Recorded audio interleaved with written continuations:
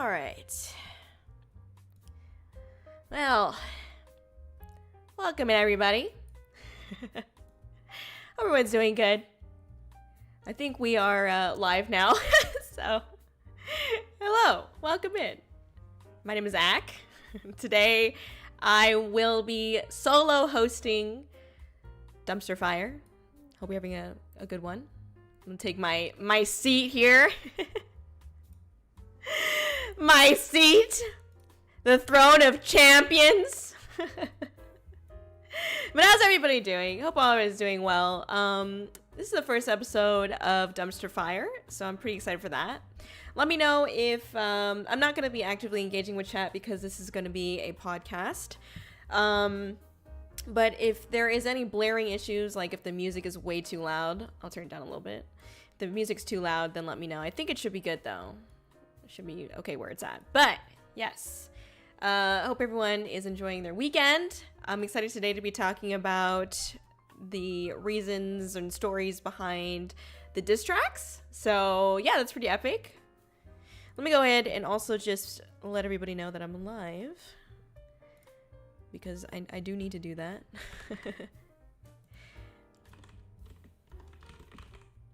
All right. Today we're also listening to some smooth jazz. No particular reason, not because I'm in a bathroom or anything like that. So, you know, take that with a grain of thought. Is there a grain of thought? Yes, a grain of salt. Thank you. But yeah, thank you for being here. For those of you who don't know too much about the Dumpster Fire podcast, let me just read to you what's on the site, because, like, you know, why not? This podcast is meant to be lighthearted, semi-chaotic conversation, although sometimes we're doing just kind of solo, so it's kind of just conversation with myself, I guess. But we're just going to be talking about VTubing topics. Sometimes the discussion may get a little bit deep, okay, but for the most part, it is a freestyle podcast, and we're just trying to be an open space for opinions and respectful critiques.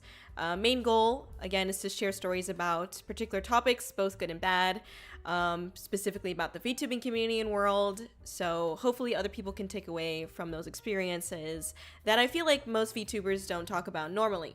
This podcast is set to stream every other Saturday. There may be one or two that are not going to be live because they're going to be pre-recorded, like the one with my mom.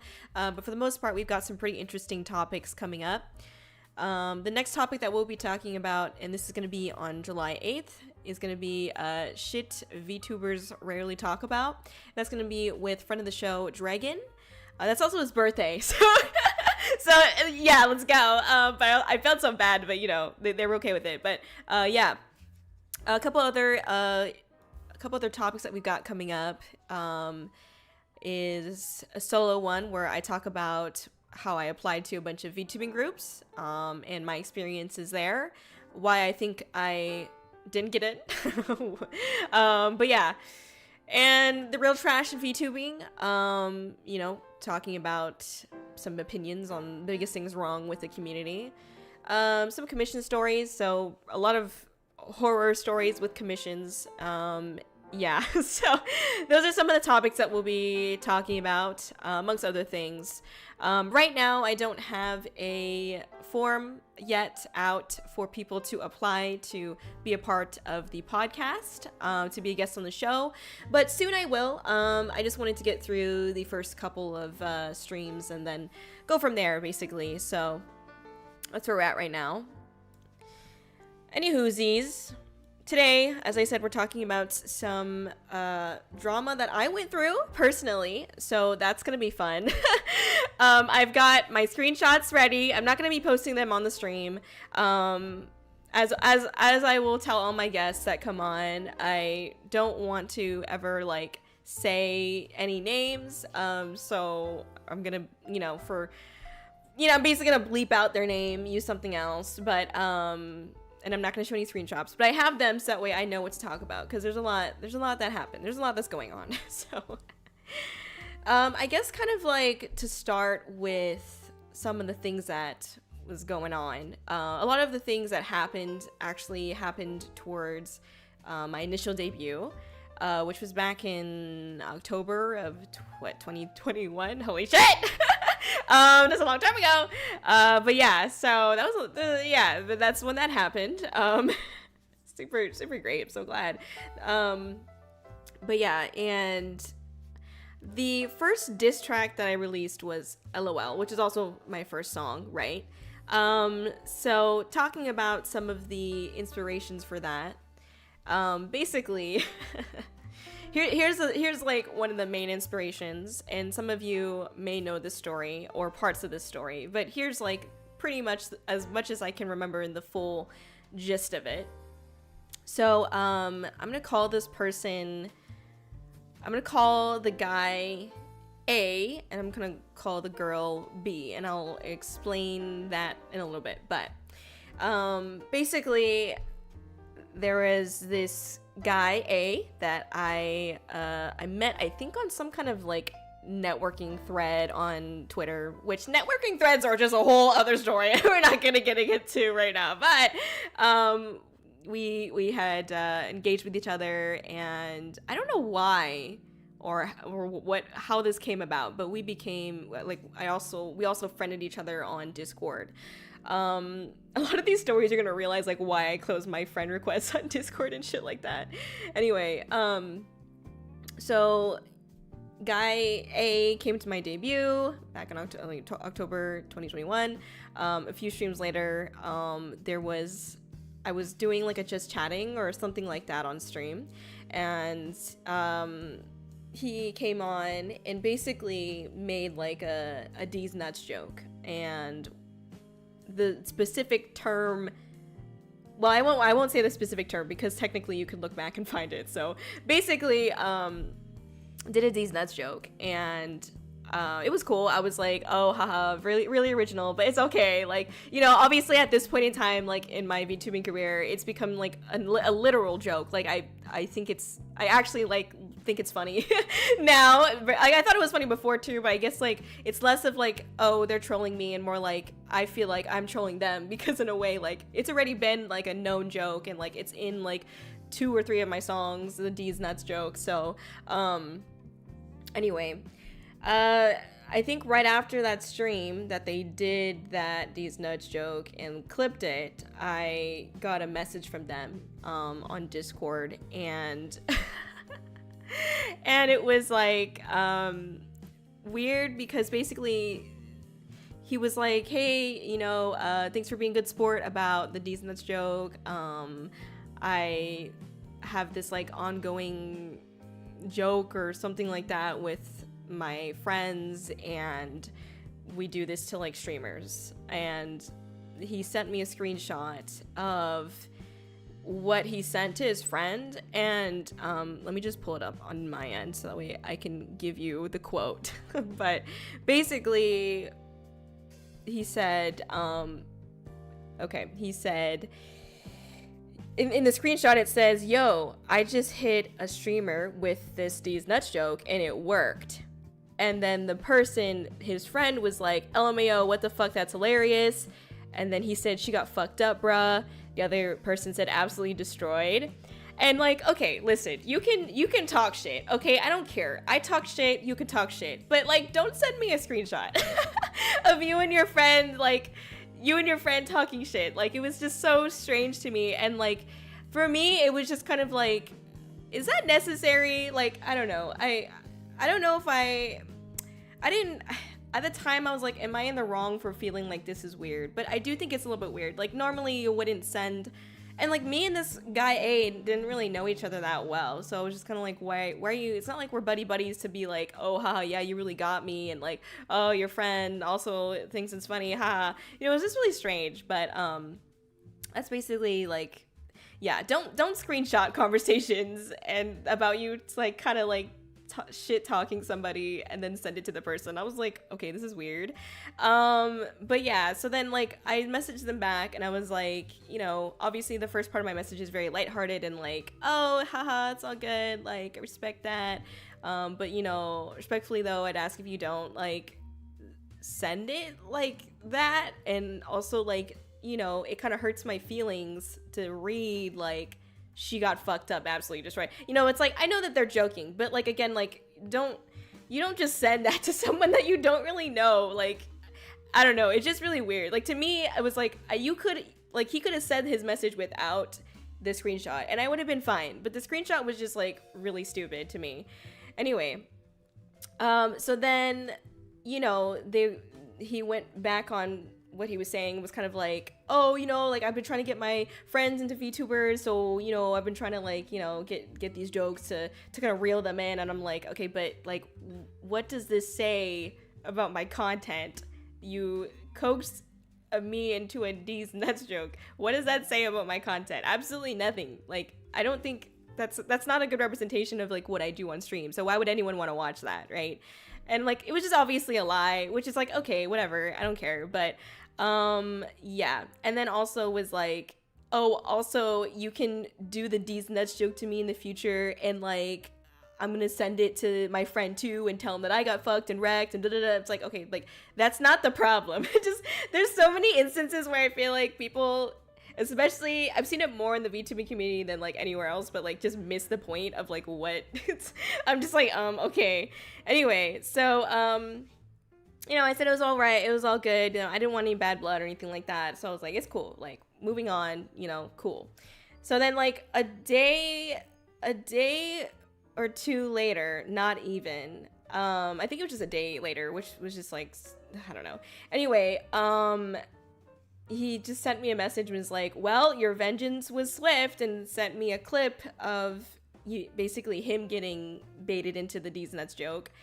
And it's just kind of like, okay, but like, this isn't the point.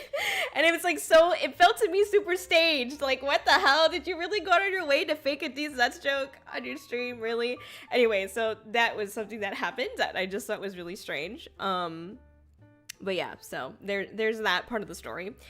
Anyway, so amongst that, there was overall just a lot of like minor things between me, or really just, it's not between, well, how do I explain this? There's a lot of minor things that this guy was saying to me that could be taken as flirting, which was just weird because he had a fiance, or I mean, I don't know if they were already, I think they were engaged, but anyway, but I knew that basically he had a partner, right? And I was like, there were some things that he would say that was like low-key, like, why are you saying this to me? I just don't think it's like right to say certain things to other people when you have a partner. For example, like, I had in our Discord DMs, I had made some kind of joke about thighs and amongst the other things that we were talking about, and he was like, I like your thighs like Ardette as well. And then continued talking about something else, but I was like, why did you specifically say your? That was a little weird, but okay, moving on, right? Then also sends me a DM that's like a picture of his model, and the message was, when you're 5 minutes into Netflix and chill and he gives you this look. And I'm like, don't you know what Netflix and chill means? Are we missing something here? Are we missing a piece of the puzzle? I don't know, but I was just like, okay, whatever. Moving on. Yeah, this is really strange. But yeah, it would also just kind of like constantly be complimenting me, and that's okay. Like, I know there's like, obviously I don't want to be like, oh, a boy says I have nice eyeliner and now they're trying to flirt with me. Like, I know it's not like that, but just like certain ways that they went about it was kind of just like, we're just kind of like, okay. Anyway, yeah. So that's kind of like where the deez nuts joke originated from. Like, why I have it in LOL, why I have it in lurk is honestly because that's kind of like where, not the first like time that something made me uncomfortable as a VTuber or in my VTubing journey so far, but it was definitely like a very interesting moment. And yeah, anyway, so this guy was like, to me, I classified it as like low-key, high-key flirting with me, even though he had a, you know, partner, and also seemed to have like this obsession with like my marketing and networking skills at the time. Like, would constantly be trying to bait me into giving him like free information. Like, there's this one point where he was saying like, oh, I have like a female version of like my character, and I'm trying to figure out how to like properly market it. And I was like, okay, what do you want me to do about that? So I was just like, what? Okay, cool, I guess. So I don't know, it was just really strange. But yeah, the D's nuts joke stuff is honestly very silly. I mean, it's just dumb because like it's just something that like I don't think is very nice to like small streamers, because a lot of small streamers read the chat and they don't really have a choice but to read the chat. Even right now I'm like refraining from responding to chat, but you know, because it's like it's just part of like your nature. You have to like keep your viewers engaged. So when you're like doing a just chatting stream, especially at the time, it was like one of my first just chatting streams, and you know, this joke comes up. It's like, okay, haha, funny, but it's like, let's just, you can laugh at that one time and then move on. Like, it gets really stale really fast, and I don't know, I think it's a funny joke now because I've made it more and more like in my own community. It's become a joke, so that's why I like it now, because it's like it's a joke in like my own community. But prior to that, it was really annoying because it's just like I can't help but read chat, and it's not fair to, I think, small streamers, because the whole point of like a D's nuts joke anyway is like to get the streamer's attention, right? Is like to say something provocative, so that way the streamer's like, oh shit, what is that about? Oh, haha, Candy's nuts, you know what I'm saying? You know, it's like, it's so like, I don't know, it's just, it's like, I understand like why people thought it was funny, but like now it's like you're just doing it for attention, and it's just like it's not relevant to their content. You're just literally, you know, poking their side and expecting them to laugh. So I don't know, it's kind of weird. But anyway, yeah, I just don't think it's cool when people do that to small streamers. I don't think it's fair, because like they have to read the chat, you know, like, so it's basically a freebie, and if you're just taking freebies with these jokes, then you have no humor and you are shit. Anyway, sorry. Hot take, thank you. Anyway, so then his like fiance, partner, girl B, started coming around on stream a lot more often, and she was a very opinionated person, and that's okay. I respect people with opinions as long as they continue to respect my opinions. You know, she DM'd me a lot, and sent me a lot of like personal pictures, and I have this thing where like I love y'all, I love everybody, okay, I want everybody, at the end of the day, I want everybody to be happy and healthy. But like, and I also respect people who want to share more about their life or less about their life. But personally, like, I like to stay anonymous for my own reasons, and I don't really like being in possession of that power of like, I know what you look like. Like, I don't know if that sounds weird, but like, I just don't want to know. Respectfully, like, if I ever see something, and I've seen a lot, I tend to just try to push it as far out of my memory as possible and like forget. But there's a lot of things that are burned in my memory at this point. So yeah, and it sucks because like for me it's just like I want, I mean, I don't know, call it like a delusion almost, but like I just kind of like want VTubing to be like VTubing, you know, it's like I obviously I can't expect other people to be the same. So it's like, if you want to send me something personal, that's your choice. You know what I mean? But it's just like my own thing. Like, I personally, and I don't know if anyone else shares this sentiment, but I just don't like being in possession of like personal pictures, because I don't want it to be like the last thing. Like, this is a worst case scenario, okay? But like, what if like their picture gets out and they're like, oh, it's Kōri's fault? I'm like, wait, you know what I mean? Like, I don't want to be in possession of that power, you know? Anyway. So sent me a lot of like personal pics and like was constantly messaging me, and even like during like stream, and it got tough because like, you know, I would have like my phone next to me or on, and it'd just be like message after message after message, and I'm like, oh my gosh. And like, it's all about like, she was to say it lightly, she was very interested and invested in her own stuff. And that's okay. At the end of the day, that's how we are. But she like just would just message only about herself and never ask anything about me or anything like that. And it's like, I can put up with that for some time, but not forever. And I get people are going through things, but it's like comes across like similar to trauma dumping, where you're just kind of like dumping a bunch of like me, and then like, you know, like, is that a friendship? I don't really classify that as one, but again, this is the V2Me community we're talking about. You gain friends by doing summoning circles, apparently, so I don't know. Take a sip of water. So eventually, obviously, the girl kind of went overboard with DMing me constantly. And she was gonna debut with as a VTuber. And she kept pressuring me to share her like debut posts. She would like come on the stream like while I was live and be like, "Hey, I'm debuting. Can I post this link?" Or like, you know, I sent it to you through DM. My debut post and this and that, like, I'm super hype about my debut, me. And you know, I just I had to kind of like put my foot down. I was like, hey, I'm like busy right now. I'm not like, it's nothing you're doing wrong, but like, I can't really talk that much. So like, you know, sorry that I can't really reply as often.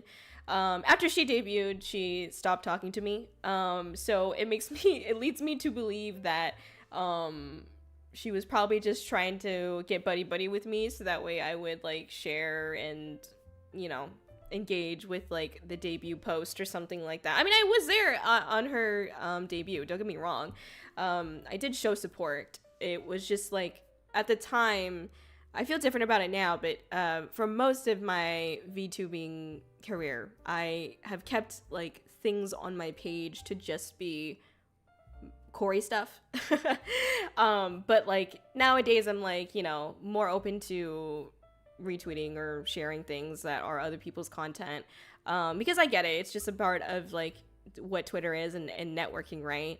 But at the time I was very much against it, because like a lot of people would DM me asking me to like promote stuff, like directly asking me to promote like a post, and I was like, I had to give them I had to say no, but I couldn't just say no to them, right? So it was like, I had to just like equally say no. So even if it was someone that I did want to retweet, I didn't, because like, I didn't want anyone to come back to me and be like, Kōri, why did you retweet them? You didn't retweet me. You know what I mean? Like, oh my God. It's because like, there's a lot of the people that like ask you directly to repost or engage with something are probably like, you know, they're probably that kind of person that's petty enough to be like, what the hell, you know? Anyway, so anyway, sorry. So I don't know. That was really weird, and yeah. So it was just weird that like, it was weird being caught in between like this thing where like, so guy A and guy B, they were partners to each other. They were engaged to each other, and it was just strange to me, because I was like, to me, it felt like guy A was just kind of like, you know, saying things that like, I wouldn't want, if I had one, I wouldn't want my partner to say to somebody else. You know what I mean? Like, I don't know. But at the same time, I'm not really sure. Their overall relationship seemed strange to me from an outside looking in. They clearly had a lot of problems, but you know, that's on them. But anyway, so that whole situation was probably one of the first times I had like a longer form of like drama, because it wasn't the first time that I had like a hater per se. I literally had a quote unquote hater. I don't like using that word, but I literally had like a quote unquote hater on my debut day. Like right after, like actually as I was like closing up, or maybe I wasn't even, I don't know, as I was streaming, I got a DM from someone and they were like, what did they say? They're basically like shitting on my humor. Yeah, they went to my debut and then DM me later making a remark on the bad humor and poop jokes. And I'm like, well, fuck you. To this day, a year and a half later, I'm still making poop jokes. Okay, so fuck you. Me and my poop jokes are doing just fine, okay? If you couldn't tell by this glorious background that I made last night, okay? If you couldn't tell by this beautiful background, I still make fart and poop jokes, and I don't care. Anyway. But yeah, that was pretty weird. But it's okay. I mean, like, you know, it is what it is. It's whatever. That was the first, like, I guess, hater that I had. So, okay, what else we got? And also, that was, like, most of, like, the inspiration for, like, LOL. So if you know, like, the chorus, it goes, like, I'm out your league, but they call me a legend. So that was, like, me, like, you know, making the diss track of, like, this fucking dude, low-key, high-key, flirting shit up. But I'm at your league, bitch. Anyway, and then like someone come get they mans, they need some fucking attending. That's the lyrics in the LOL. Literally get your mans. Like I was just like, oh god. But yeah, also that one of the, I forgot to mention this, but one of like the things that the girl B said, the fiance partner, that really like, that was, I think was like the straw that broke the camel's back, was we were on stream, this is a long time ago obviously, on stream we were like watching some like dance videos and enjoying that. It was a nice time, and we got on the topic of like body positivity, right? And you know, we just chatted about like, you know, all body types are accepted and loved, and you know, if you did get, you know, shame, you know, body shamed, like most people, especially females, you know, get some sort of like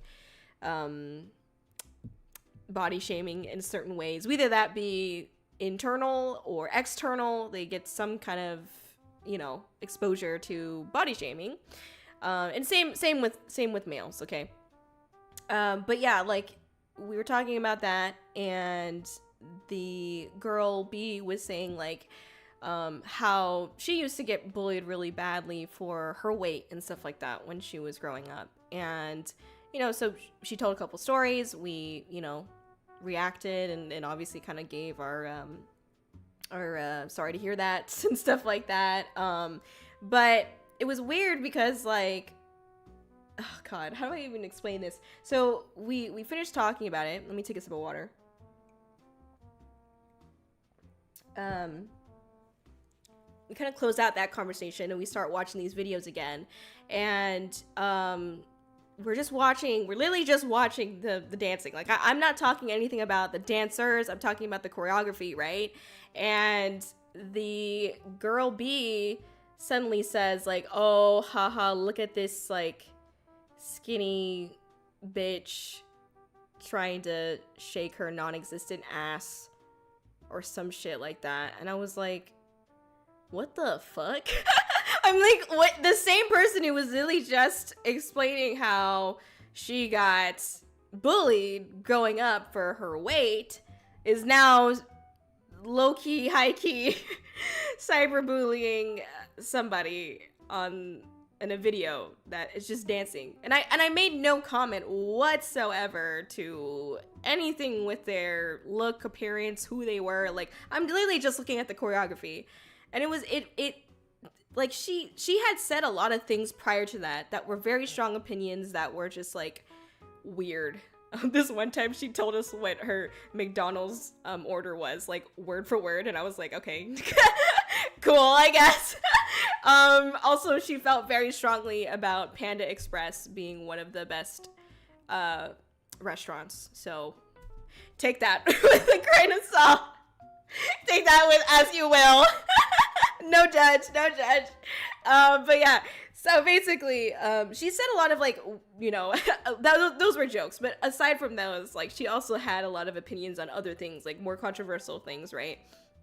And this one was the one that I was like, okay, you can't even like make this shit up. Like, she literally just said that she got bullied for her weight growing up, and then literally like 5 messages down, she's like, oh, look at this skinny bitch trying to, you know, wave around a non-existent ass. And like, I literally was just like, I paused, I blinked, and I was like, all bodies are accepted and loved.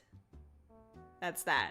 Like, I couldn't say anything else. And I was so shook that it was just like back to back. And it's like, I don't even think they realized it. And don't get me wrong, I know they claim to have a lot of, well, they were self-diagnosing themselves with a lot of mental health issues. So yeah, maybe though there was problems there with mental health, okay? With not understanding social cues, perhaps. I don't know. At the same time, it's hard for me to say because it's like, you literally just talk about getting bullied and you talk about that experience and then you say something that the bullies would say. I don't get how that makes any sense, but that was definitely like the moment that I was like, no, I don't want to be associated with this. Like, this is just crazy. And like, I'm someone who was on that other side that she was making fun of as well. I grew up being very skinny, and I'd have people, you know, say shit like, oh, are you like anorexic and stuff like that, which is awful to say. And just wow, why would you say that to a growing teenager? Like, accuse them of having a actual, you know, illness there. But I grew up on that end. And obviously I'm not saying this to discredit anyone's experiences. What I'm trying to say with this is that I experienced the other end of that, you know, it doesn't matter like what your body is at the end of the day. You could be thin, you could be a little bit bigger, you could be in the middle, and someone will have something to say about your body. And it sucks when you grow up knowing that you've been bullied for something, and then you go around and do exactly what that bully did to you. It just makes no sense to me. Like, yeah, I don't know. It was really strange. So that was definitely like, what the fuck was that? And like, yeah. Anyway, yeah. So then, I mean, that was that. All right.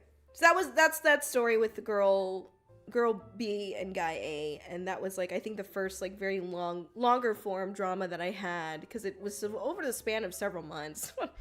So yeah. Before I get into kind of like what inspired Lurk, because that's a little bit of a long story, I'll talk about a couple of shorter stories here. There was this one instance where there was, oh my god, it's just so funny thinking about this. There's one instance, let me actually pull up the screenshot on my end because it's funny to look at. So there's this person that rated me, and this is when I was on Twitch. Ugh, Twitch. the awful place that Twitch is. I was streaming, and this person had rated me, and I don't know how anyone else, feel free to put in your opinions in the chat, but I don't know how you feel about, you know, raid culture on Twitch, because I know they have it here on YouTube too, but it feels like a little bit different, like harder to do. Like, I don't even really think about it because it's like, I don't even know how to do it, to be honest. But anyway, besides the point. But yeah, like, I feel like raid culture on Twitch is very strange, and I honestly didn't even really know about it until after a month into VTubing, because my first like month, my debut month where I streamed every day for a month straight, I did not really raid anyone because I didn't really understand what it was. And then when I found out what it was, I was like, oh, okay. So I would raid once in a while to other people, right? But I feel like there was like this expectation, like I didn't know about it. But there sometimes can feel like there's an expectation, like I raided you, so you need to raid me. You know what I mean? And if you don't greet me and my community as soon as I raid, then you're a bitch. So what happened in this case, and this has happened on multiple occasions. This isn't the only time, but this example was somebody raided me while I was streaming, and I was talking about something, but they raided and I did greet them. Afterwards, they posted like, oh, stream is over, da da da da da. We raided Kōri, ... but I don't know if she noticed crying face. And I was just kind of like, I literally sat there and anyway, let me read what my comment was, which will explain what happened. So I commented on the post. So I was like, you're not going to at me and not get the smoke. I'm just kidding. But anyways, I was like, I did. I said, hello, thank you for the raid. I asked how you were doing and all, but next thing I saw was that you had to go. Sorry about that. Had a rough stream today. I can't remember what happened, obviously. This was so fucking long ago, but apparently had a rough stream that day. So I say that, and their next comment baffles me, because they say, it looks like we stream around the same time. Maybe collab in the future? Just totally ignored everything I just said. Like, you call me out about, like, not saying hi to you, and then I say what happened, and then did not even say anything about my comment. I was like, what? I was just like, I didn't even respond. If I remember correctly, I didn't even respond. I was just like, what is this? This is so weird. Like, what? It was such a weird phenomenon. I don't know. But this has kind of happened, like, multiple times. It's like, people do really strange things to try to get your attention to collab with them. And I think that's why I initially was so against doing collabs. I'm not that way now. But initially I was like very scared to do them because one, I mean, I don't know if this is obvious, but I'm an introvert at heart. I don't really like to talk to people all the time. I can do it. Don't get me wrong. I can do it, you know, but my social battery is usually used up when I have castle duties. I don't really have much social battery outside of that. So collabs for me was something that I definitely had to work towards, and I feel a lot more comfortable about it now. You know what I mean? But it was definitely something that like I had to work towards it, and when people were like, you know, just really like getting at me about doing something, I got very uncomfortable, and I kind of had to be at the point where I was like no to everybody, and that sucked too because there were people that I genuinely like wanted to potentially do something with, but I had to say no because like if I did something with one person, everybody else would come to me and be like, Kōri, what the heck? You told me that you didn't want to collab with me. So I was like, So I had to say no to a lot of things that I honestly wish I didn't have to say no to because it sucks to not have the option, right? Obviously, it's also just my own mind, right? Like, if I just didn't care, I think things would be a lot easier. If I didn't care about what other people thought, and obviously they didn't care about what I thought, right? Because they were just badgering me for something that I wasn't comfortable with. But if I didn't care as equally as they didn't care, then I probably would have been able to do it and just moved on in my life. But I really was, like, so against, and I still am this way, you know, today. I'm so against like anything with drama. Like I really don't want it. So I like work really hard to like, you know, make sure people are happy, make sure like, you know, I'm not potentially doing something weird. Like I think really hard about the things that I talk about with people, especially privately, because I really don't want to like ruin shit. More so for Kōri than really anything else. But anyway, so there's that story. And again, that's happened like a couple times where they just did some weird shit to try to ask me to collab.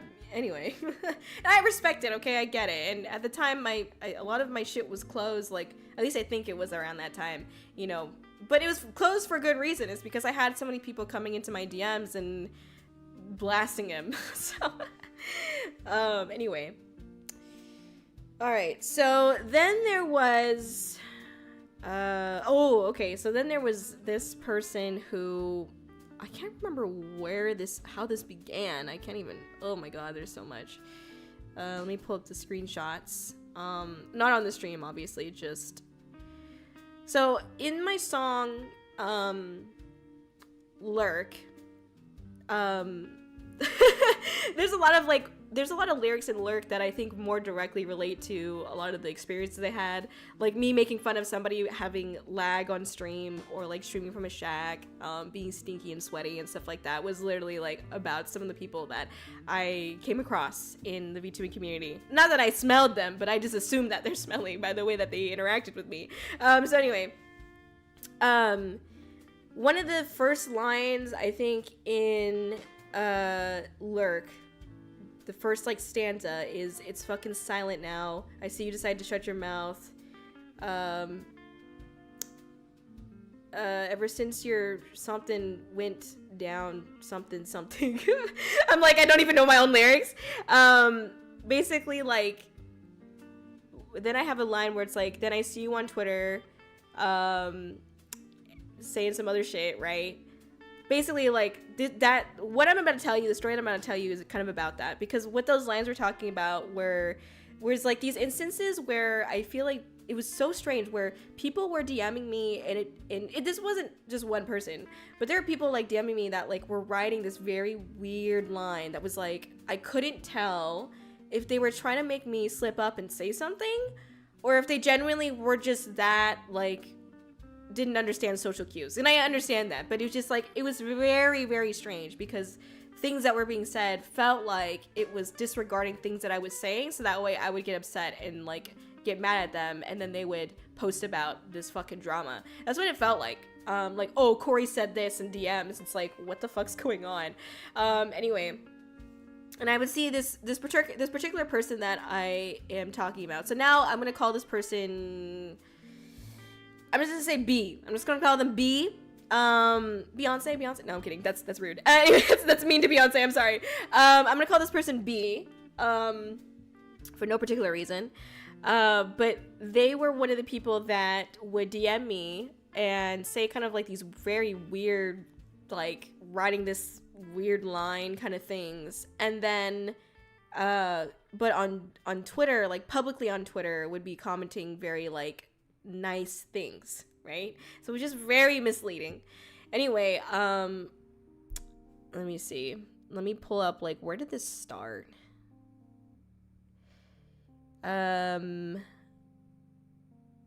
So basically they were, I don't know why I accepted their friend request, but they friend requested me on fucking Discord, and that was like the worst thing I could have ever done. This is why my Discord, everything on my Discord's closed, so I just don't want to deal with this anymore. Anyway, yeah, they were like saying some shit. B was saying like, oh, since I was streaming for every day for a month straight, I had a lot of people do this to me, and I understand why, I guess, but people kept on saying like, you know, hey, you should be careful, like you shouldn't do that, like you need to take care of yourself, like, you know, like you should really take some days off for yourself, and like you should like seriously like, you know, reconsider doing that. You know, you're gonna burn yourself out. Like this person B literally said like, you know, oh, I don't want you to like become one of those people that like, you know, quits VTubing after a month, like after they debut. And I was like, I'm not that person. And also like I obviously there's a lot of people in the VTubing community that I'm sure person B has experienced and spoke with that were on this spectrum of like not able to commit to, you know, their promises or whatever that they do on stream. But like I already was like halfway at this point. I think I was like almost done. Yeah, these messages came in like, okay, I was almost done with the month, and they were saying stuff like this, and I'm just kind of like, I literally, if I was gonna give up, I probably would have given up or taken a break, like, I don't know, halfway point. But if I didn't do that, like I'm chill, like I know what I'm doing, like, you know, like for me it was like I made this decision knowing what it was going to take, and I wanted to do it. It was something that I made that commitment to, and I was gonna keep to it. So like when all these people came into me was saying like, you know, whoa, like what are you doing? Like you're kind of dumb for doing that. I was kind of just like, like doing this thing where it's like, oh, you're so cool for doing it, but also like you're really stupid for doing it. Like that's the line that I'm talking about. Like I could tell that they were envious of the fact that I was able to do something that I think they wanted to do, but they couldn't, for whatever reasons, and I respect that. But I don't appreciate people coming to me like, you know, saying that I shouldn't do something when it's just like they're projecting, like they want to do it but they can't do it, so they're just like, because I'm not able to do that, you shouldn't be able to do that, and now I'm telling you that you should probably stop. It's like very strange to me. Like I made this commitment and I know what I'm doing, so it's just kind of like I don't know, it's just very strange. But anyway, yeah. And then so this person B, he was saying like, you know, you should be careful, blah blah blah blah. And then my message back was, hey, you know, it's always good to know where your mental state is and what your limits are. It's all a learning process. They talked about working a full-time job. And so I mentioned, you know, it's hard to do a full-time job and stream every day. It's rough. You have to have a balance. And I just said like, you know, I usually just stay off of social media, which helps the streaming every day, you know, work weeks. And so I say that message, and their message after that, their response was, yeah, I'm announcing my month of charity streaming. What? I was like, okay. I'm like, what?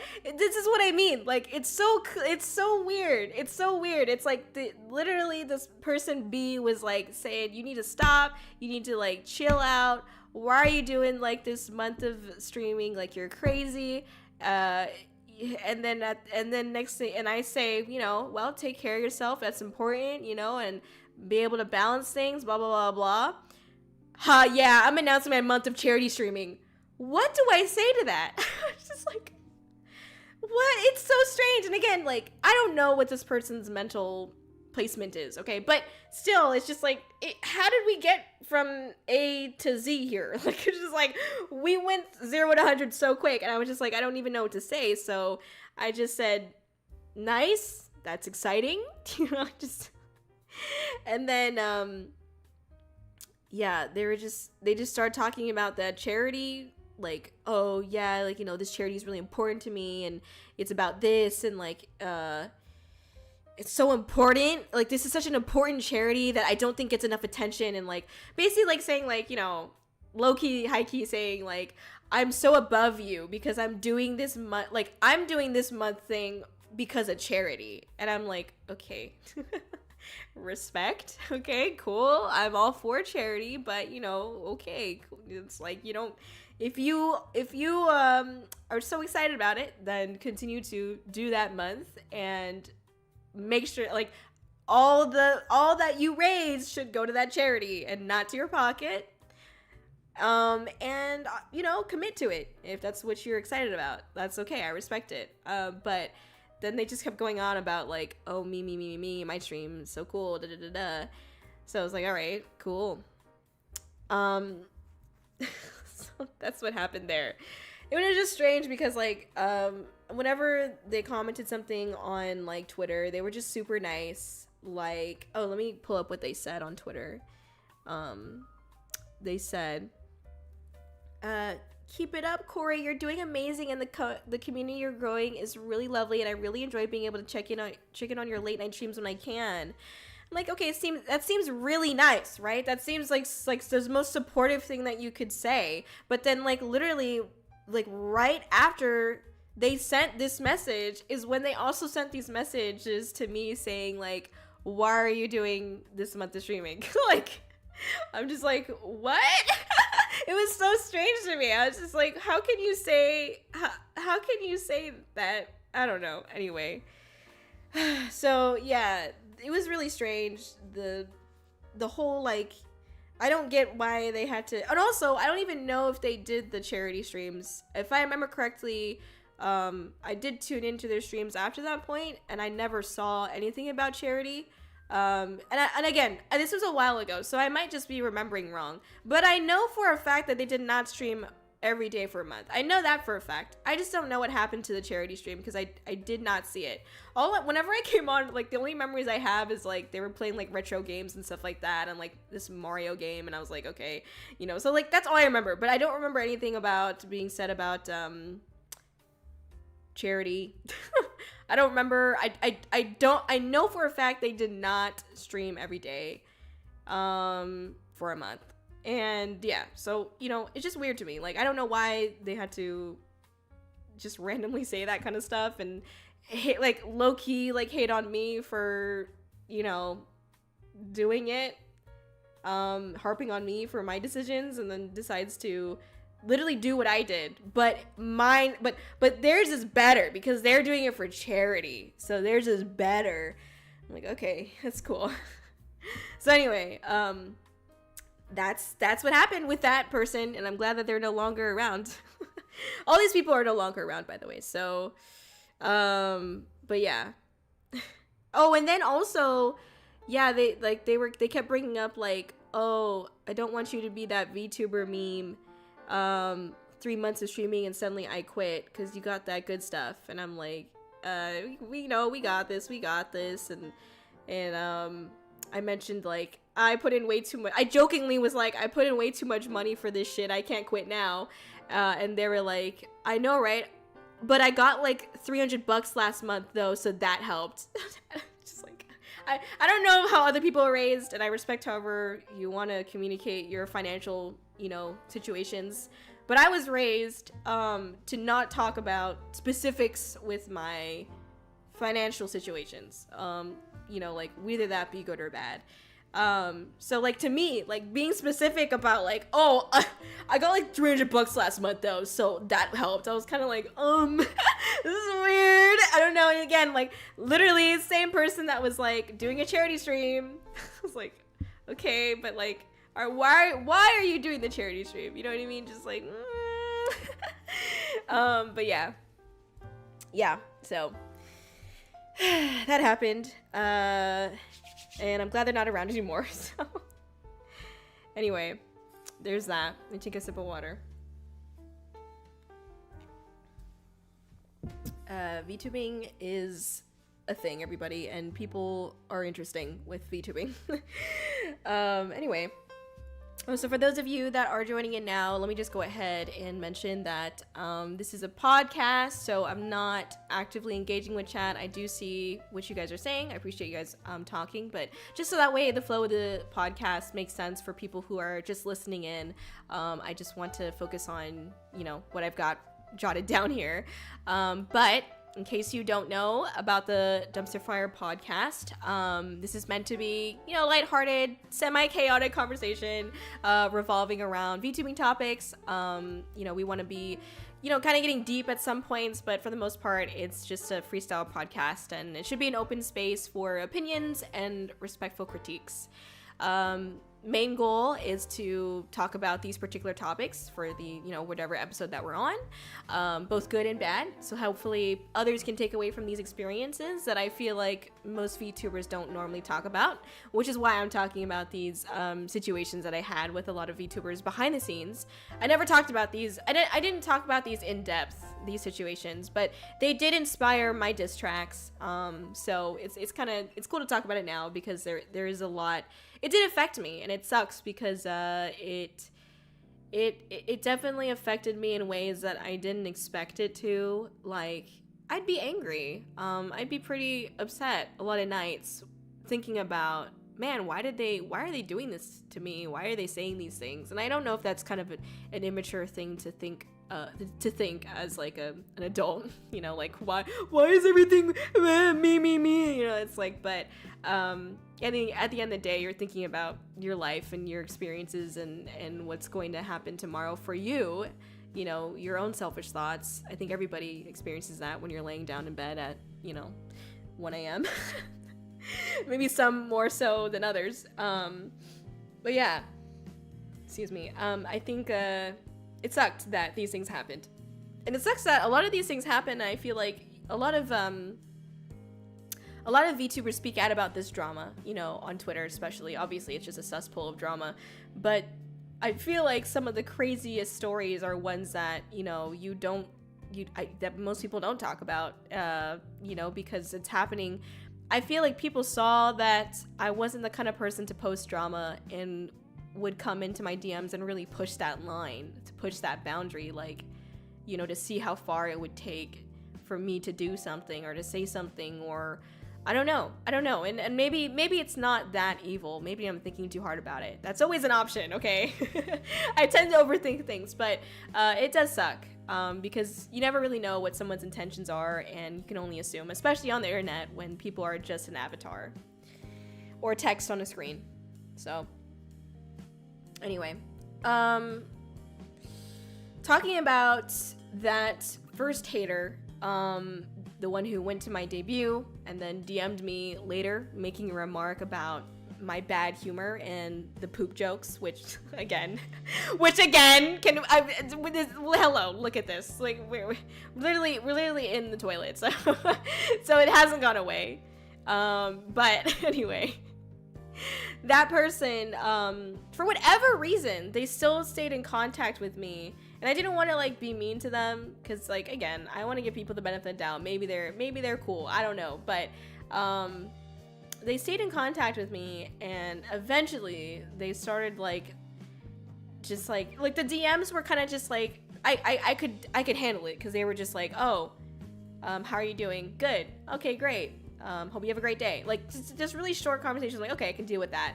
Then all of a sudden, let me pull it up, y'all, because this is just crazy. All of a sudden, like, they start DMing me this shit that was, like, low-key trauma dumping, but not really. And it was just, like, again, I don't know if this is, like, this is not me making fun of their situation or their mental, where they were mentally. But this is me I'm just going to read what they said to me. And for me, it's a lot to take in. Because this is not something you normally hear every day. I think most people can agree. And again, I'm not hating. If they want to live their life this way, if this is something that they experience, this is their experience, and I respect that.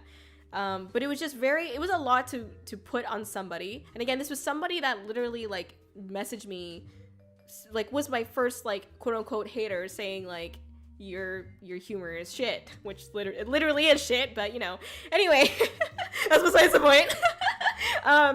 So they said, I kind of screenshotted this a long time ago, and I cut out some of the fucking text, but the main portion of it, this is what they said, and it's a lot, so just take it in stride.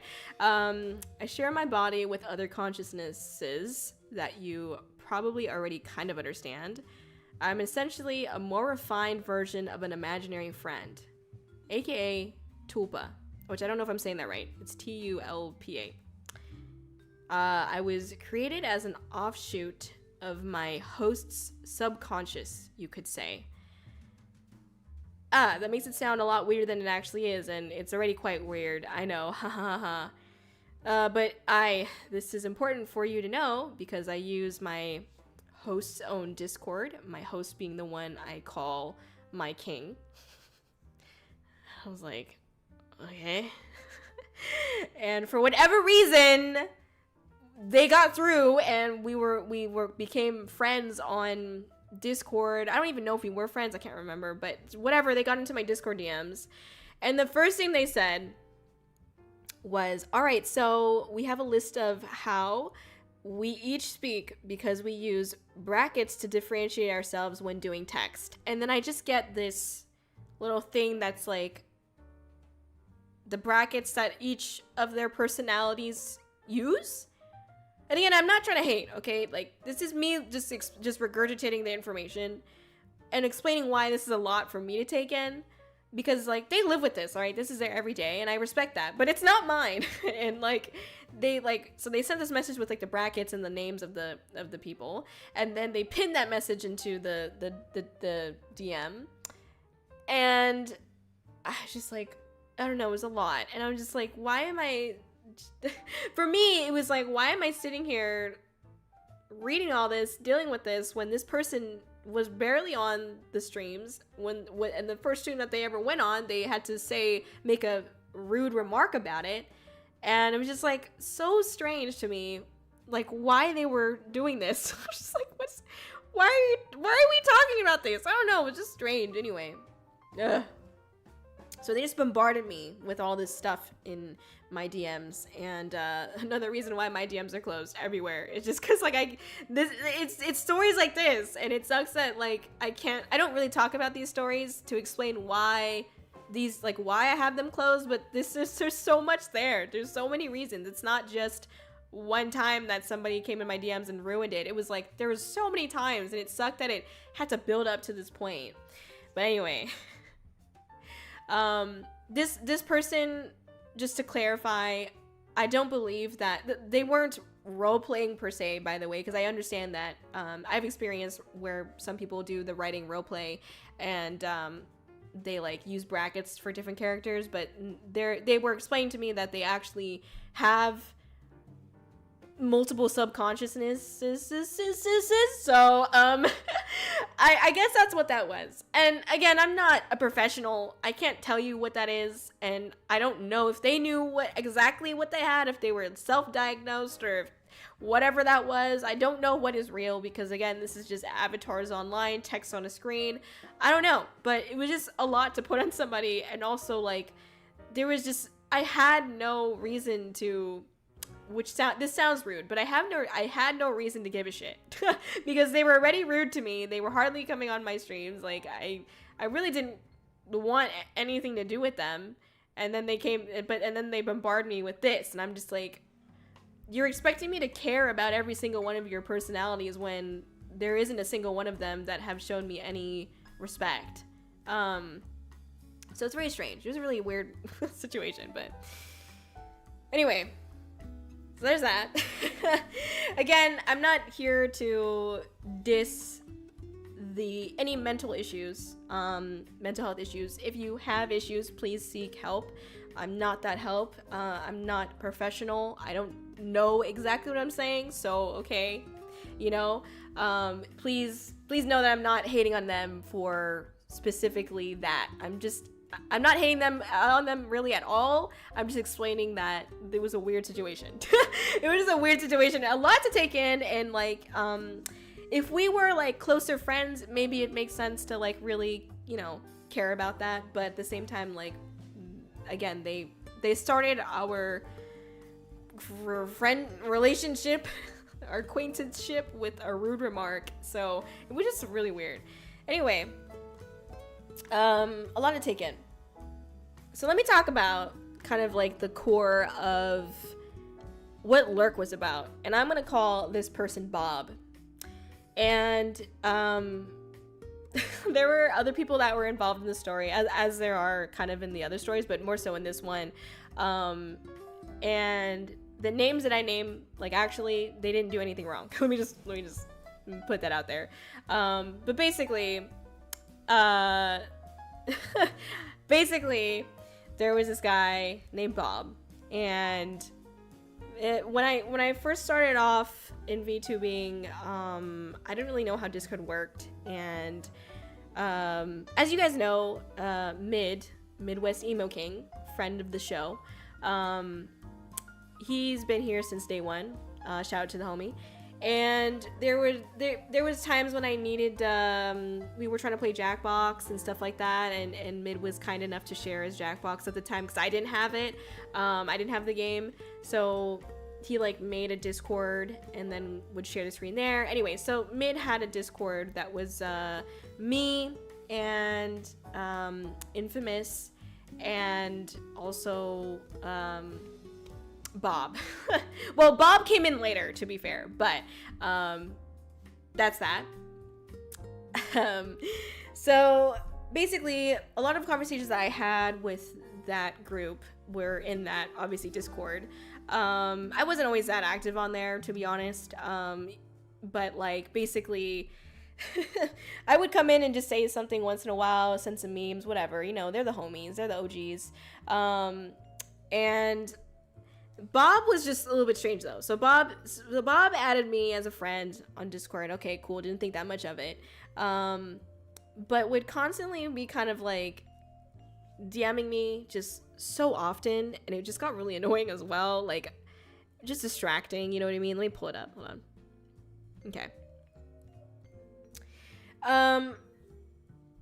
But yeah, like, I'd always say like, hey, I'm busy, sorry, I can't respond, and but Bob would just still keep messaging me stuff that just was like random as shit, and like I didn't care about. There's a lot of things that Bob said that made me uncomfortable, and at the time I didn't really understand what the fuck was going on, because like there was so much going on in my life that I just couldn't sit there and actually think about what they were doing. But I knew that at the time, I knew that what they were doing was making me mad, and I just couldn't pinpoint exactly why.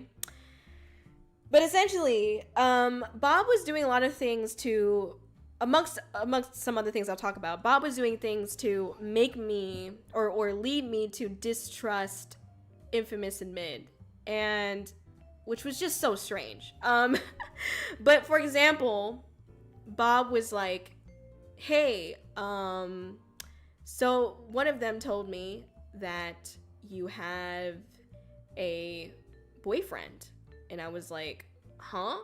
And they also said that your name was this, and it's not my name, but I'm just gonna say this because I just don't, LOL. And I was just like, what? Like, it was just like, Bob was trying to say that Mid and Infamous were basically talking behind my back and saying shit, when they weren't saying any of those things.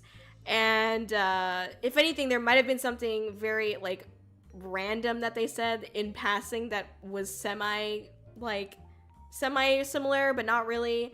Anyway, but yeah, so that was weird, and I had to like bring it up to, you know, Mid and Infamous. I was like, hey, are you guys trying to like find out what like my real name is or something, or like my personal life, because like that's kind of not cool. But you know, they reassured me that like that's not what they were doing, and I believe them. Okay, just let me put that out there. I just thought it was really strange. Obviously, I was like, it seemed like it was just something in passing, so I just let it go, right? So anyway.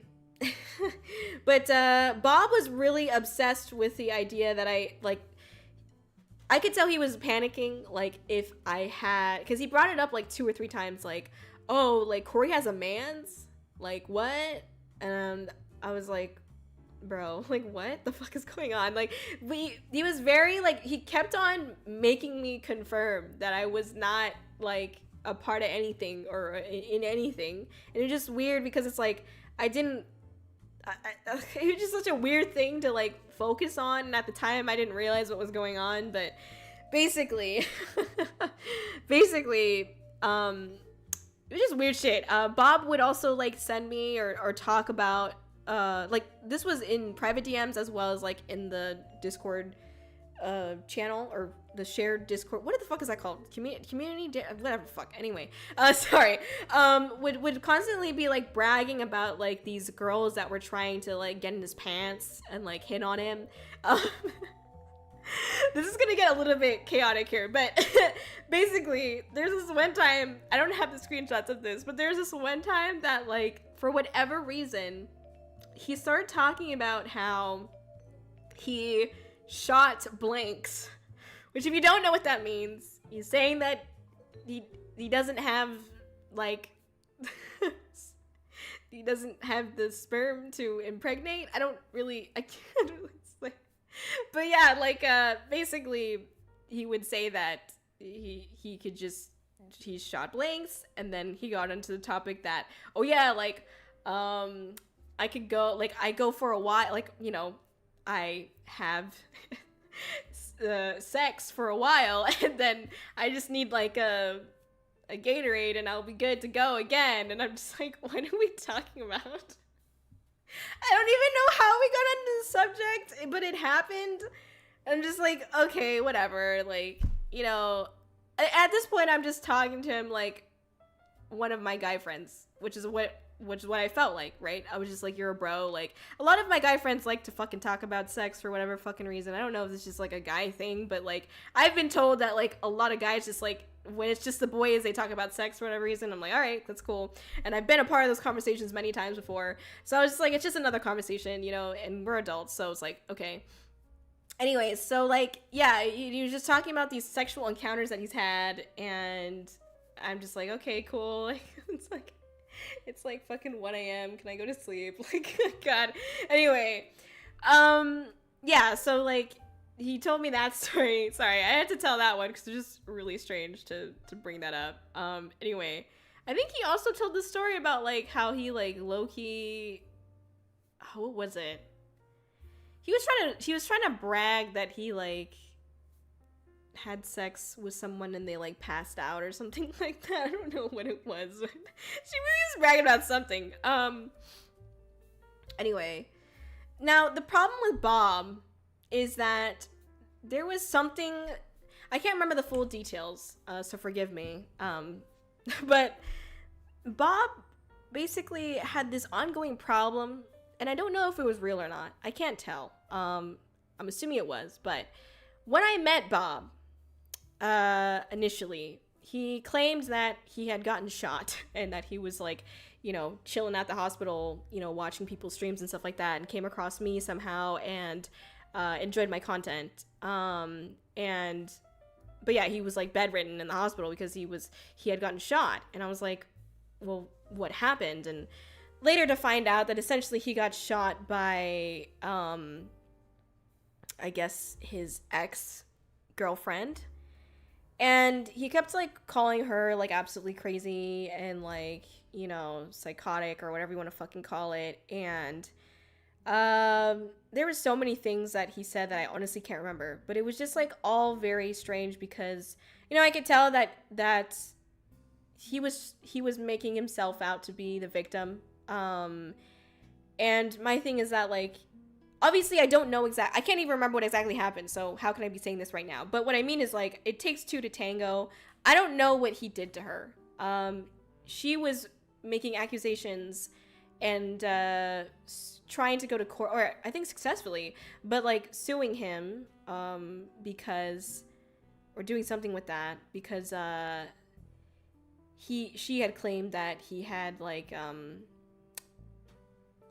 sexually attacked her in some sort of manner, if I remember correctly, and, you know, just traumatized her. And I don't really know the details. Again, this is so a while ago. But I do think that some of the there is blame on her for some things, because it seemed like it was a young relationship, meaning, like, you know, one of your first relationships, it never really goes well. There's always, like, a problem, okay? Because you're still learning how to deal with those feelings and emotions and stuff like that. So, I mean, to be fair, like, I think there was some things that probably was real, but a lot of it just felt very, like, out there, and I felt bad because I couldn't tell what was, like, you know, right or wrong in that situation, because, like, obviously, I at the time, Bob was a homie, so I was like, you know, I want Bob to be okay, and obviously getting shot is pretty fucking crazy. I think there's another instance where, like, the girl had sent, like, her brother to, like, go and attack him, but yeah, I mean, and then he had to file for a restraining order or something like that. But again, I don't know what was real, so it's hard for me to really make a judgment call here. But it seemed to me like there were a lot of things, like, he knew how to tell a story and make things out to be on his side, and lying about things or exaggerating things so that way it make him seem like the good guy or the victim. And it was very strange. And I could tell, I started to realize, and I definitely realized, I think a little too late, that he was saying a lot of things, like, for example, as I started the segment about him, how he was saying, like, you know, Mid and Infamous are saying this about you. Like, the way that he was going about trying to instill distrust in other people, with me and other people, was like him being kind of manipulative. And by kind of, I mean extremely manipulative. And it's like really, it's messed up. Because I realized a little too late that he was doing that, and it made me so pissed off when I realized, like, when I finally pinpointed why I was so upset. I was like, I realized what it was. It was because he was doing shit like that. It was funny because at the time I actually realized it a while before the big event happened, which I'll get into in a second. But I realized it, and it was like pretty crazy because I felt like, you know, he seemed fine with Mid and Infamous, and that they were cool with Bob. So I just didn't say anything, even though like I was uncomfortable, even though like I did realize it. I just didn't want to say anything because I thought that they were all cool. Now I find out later that was that there's a different story to that, and we'll get into that in a second. But yeah.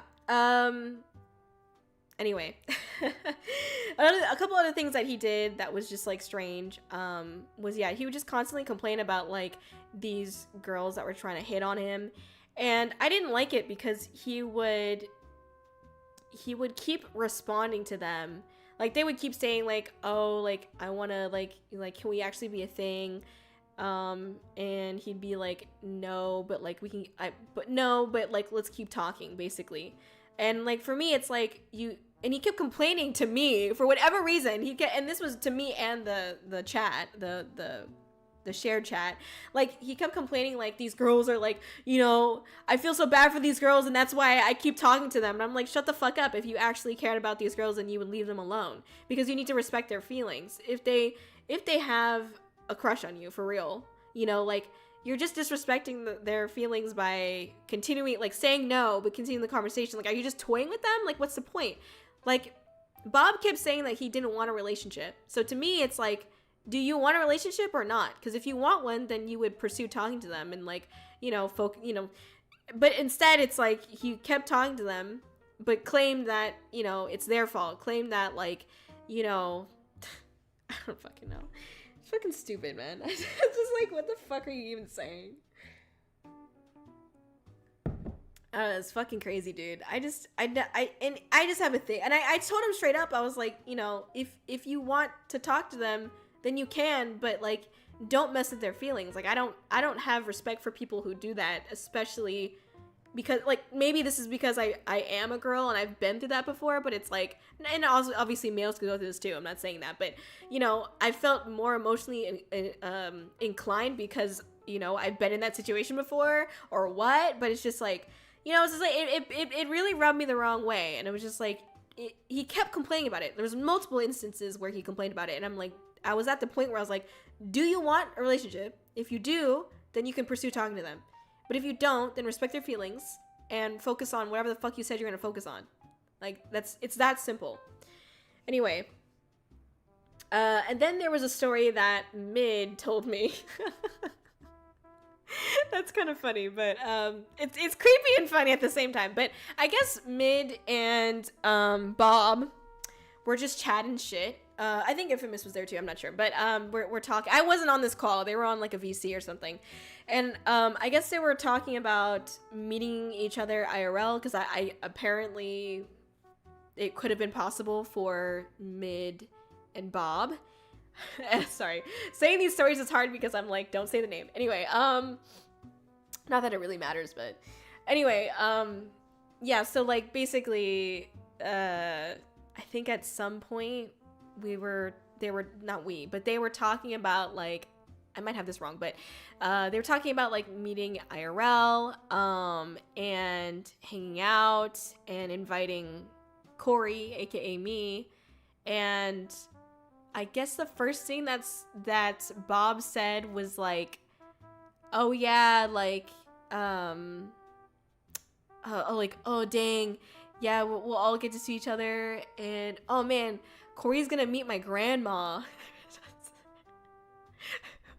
What? Like, first of all, I wasn't even in that conversation. Second of all, never agreed to go. Third of all, why is that your first? Like, I wasn't on that call. Okay, by the way, I wasn't on that call, and like Mid was the one talking to Bob, and I was like, why did you even bring me up? I was like, and then this is what you say is that I'm gonna meet your grandma? What, can we meet first? Like, if you, like, it's just, what? There was so weird. I'm just so lost. I don't know. It was really strange, but yeah, for whatever reason, Bob was hung up over the fact that I would meet their grandparents. So cool. That was really strange, but anyway, so then let me talk about the big event. The event that really changed shit. So this was during, when was this? I think this was was this my 1 year or my birthday? I cannot remember. Shit. It was one of the celebrations. It was like a Discord party that we had, and I think it was either for my birthday or the 1 year anniversary.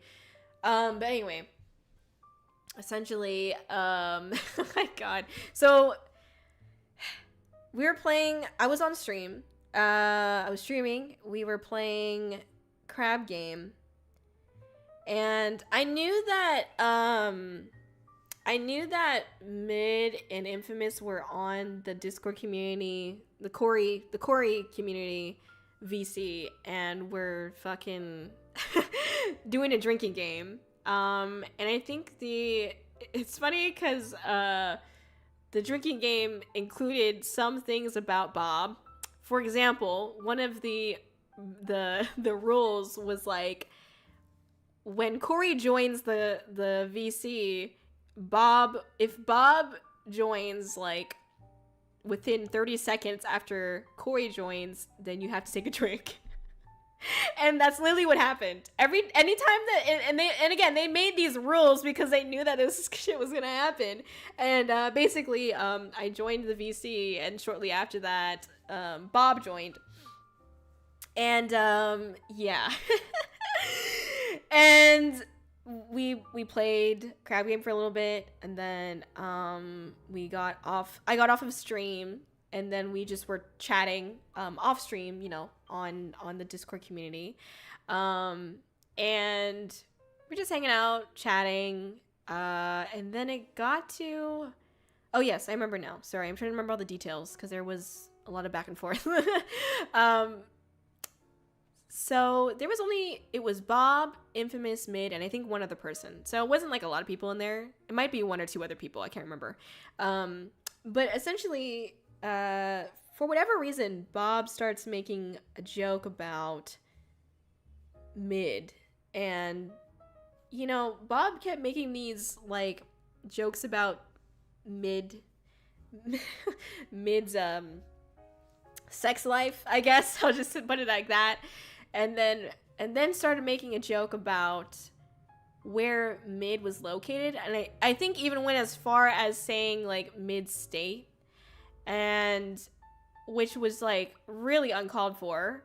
And Mid was like, dude, like, why are you saying like where I'm at? Like, I told you that in private. And I'm sure Mid said it a little bit more aggressive than what I'm saying right now, but yeah, so like, Mid was like, why are you just giving out my location like that? Like, that's not cool. And like, and Mid was blasted, and so was Infamous, but they were blasted. Okay, so I don't want to say that this is like all because like they were this anger happened because they were drinking like I would be drinking, like how I would be feeling if I drank tequila.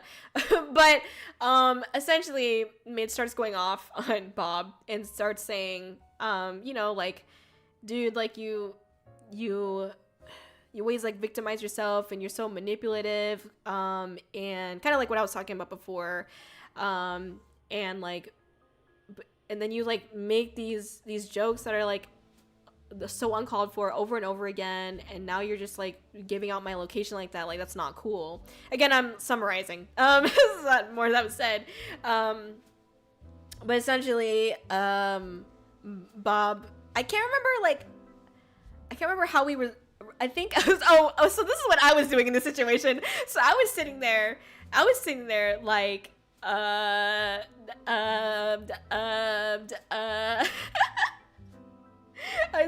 what the heck's going on? And at the moment, I should have said something. I should have stopped this, but I didn't. Because I was sitting there like, everything that Mid was saying was stuff that I was thinking about, that I was angry about. And I didn't know that like Mid and Infamous were aware. I didn't know that they felt the same way. So when I was listening to Mid basically go off, I was listening because I was like, holy shit, they knew this whole, like, okay, we're all on the same page. Like, this is crazy. Like, I was just like so shook. I was like, oh my God, like, what the fuck? Like, so I sat there not saying anything, not stopping it, which I should have been doing, because I was like so glad that I wasn't the only one. And then I started laughing, which is, don't do this, y'all. I made a lot of bad decisions that night as well. But I was like laughing a little bit because like at first I was laughing because I didn't know if Mid was just joking, but as Mid continued, I was like, I was quiet because I was like realizing like, no, Mid is for real, and also like this shit is real. Like Bob was really like pissing people off and like doing this.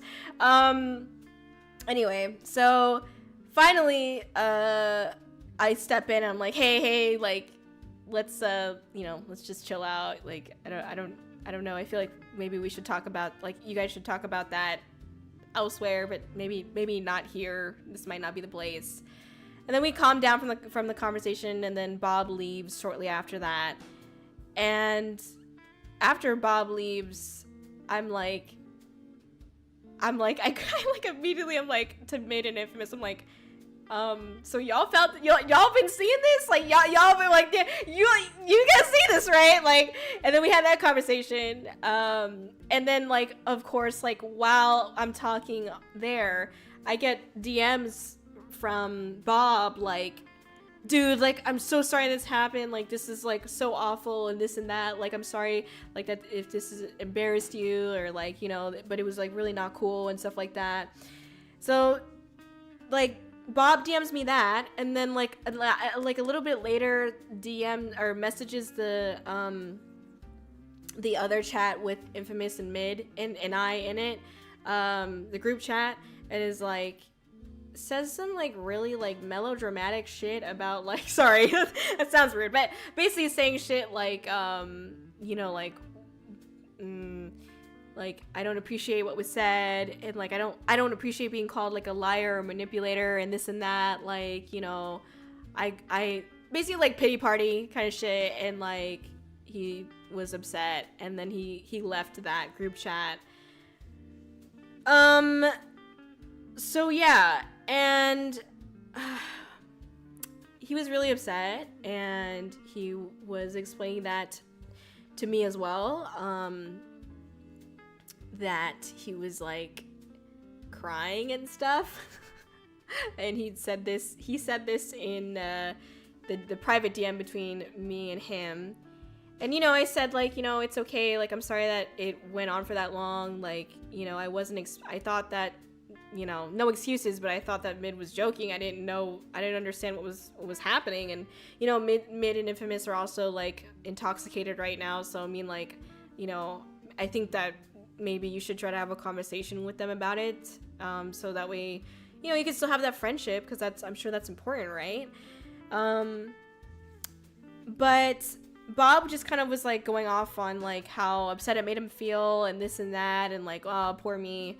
And I was like, hey, like, I was at the point where I was like, oh shit, I need to like do some fucking cleanup here, because like my problem with a lot of like things like this, or just like drama in general, which is why I try to avoid it. And I understand everybody has their own definition of drama, But to me, this counts as drama. And the last thing that I want is obviously this is extreme circumstance, but headliner saying some shit that's like, oh, so-and-so goes off on me within Kōri-Oujo's community Discord. Because, like, I feel like it's, that's what the headline would be. They wouldn't name, the only name that they're really going to name is mine because it happened in my vicinity, right? And, like, not that I'm trying to toot my own horn here, but I think my name is probably more well known than the people that were, that were involved in the situation. So it's going to root back to me. And the last thing I wanted was for this to blow up. So I was like, hey, Bob, like, maybe just sleep on it tonight and maybe we can talk tomorrow, like on a voice call and just like chat and like, try to figure things out. You know what I mean? And so that conversation happens, and during that, and again, I forgot a lot of it, but during that conversation with Bob, I pointed out things that made me uncomfortable about, like, I pointed out, like, basically why I could understand why Mid was saying certain things, because, like, I pointed out all the things that I mentioned earlier about Bob, skewing stories and manipulating, specifically women, flexing, like, saying shit about, like, flexing his wealth as well was just weird, amongst also saying that he's, like, sad. Also, there was this one time, I'm going on a fucking off the rails here, but there's this one time when Bob was saying some shit about, like, how, what the fuck? How, like, he kept trying to off himself, but he couldn't successfully do it. Again, just like, that's a serious thing. Go to at least seek help if you are experiencing those thoughts. But like it was just a weird thing to say. It was just a really strange thing to say. Like, he was bragging about it and bragging about, like, how he had this nickname of, like, the zombie or something like that because he couldn't do it. And I'm just like, oh my god, it was just so strange. Anyway, sorry, really strange person. Anyway, so I talked to him about, like, those particulars of the things that made, myself and others uncomfortable. And he started telling me about how, like, he was clearly lying, but he was saying this shit about, like, trying to make up this really robust story about how this pity party story, like, oh, like, after the call, like, I just, like, I called my friend, and I was just crying, and my friend came over and, like, was trying to, like, comfort me and stuff like that. I was just, like, outside, like, crying and stuff like that. I'm like, okay, like, just making it, and I could tell that it was, like, a lie, though, because, like, I remember, what was it? What did I see that, like, proved that he was lying? I can't remember what it was, but I just knew that he was lying about that interaction. Like, I knew that he didn't have that interaction with anyone, and maybe he cried, I don't know, but what he was saying exactly did not happen. And it was just strange, and like, every time I tried to, like, point out something, he kept going in circles, and never really gave me a straight answer, and just was, like, not seemingly accepting that he was ever at a fault. He would try to come up with an excuse, and then I would, like, devil's advocate his excuse, and he was like, oh shit, you're right. I'm like, anyway, so I really, like, really fucking went down on him, because I like in the sense that I was literally, like, fucking putting my foot down, like, dude, stop. like dude, stop. Like, this needs to, like, whatever, like, all these things that you say makes me uncomfortable, and obviously makes other people uncomfortable, and, like, I could see why they're saying these things about you, because, like, you're literally putting shit out like this. Like, it's just not cool. So, and I said, like, I think you should try to reach out to Mid and, like, try to mend things if you can, but, to my knowledge, he never did that, which is fine. And then after that, he never talked to me again. So that was, like, kind of the win from the situation. Like, I got to, squash the beef and not have to deal with that. And then also, like, continuously. Like, I've never seen him since. But if you guys listen to Lurk, my song, the chorus goes, fake ass bitch, do anything for a click, switch your narrative where it fits. You see success, you can't resist, no. So that part, especially the switch your narrative where it fits, that was about Bob. And obviously Bob was like clinging on to me in a lot of ways because like I was doing things that I think he was admiring, which is okay, but there's a difference again between admiration and romantic feelings and all that shit. And obviously, like, if he really respected my content, he wouldn't have said some of the things that he said, like, on stream. Like, there's this one time when he compared me to another, like, VTuber, like, on stream, which was just really weird. And he realized that it was wrong of him to say that. So, like, he gifted some subs and was like, sorry I said that. I'm like, this is even weirder. Like, don't bring more attention to it and then like pretend like money makes it okay. That's not the kind of person that I am, at least. Anyway, yeah, God, I can't even remember. There's so much about that story that's like coming back to me now. That's like, holy shit. Yeah, but like they're not around anymore, so thank God. And yeah, that was about Lurk. What else did I say? What are the other and I guess bitch do anything for clicks with your never fans. I say, come on, bro. You always be cracking jokes, but when I call you out for what you don't know, you freeze up like the fucking snow. And that's exactly what happened. That's what happened. Like, that's what happened on the call. Like, you know, Bob would always make these shitty jokes about whatever, and then, like, pretend like, you know, everything that he was talking about was okay.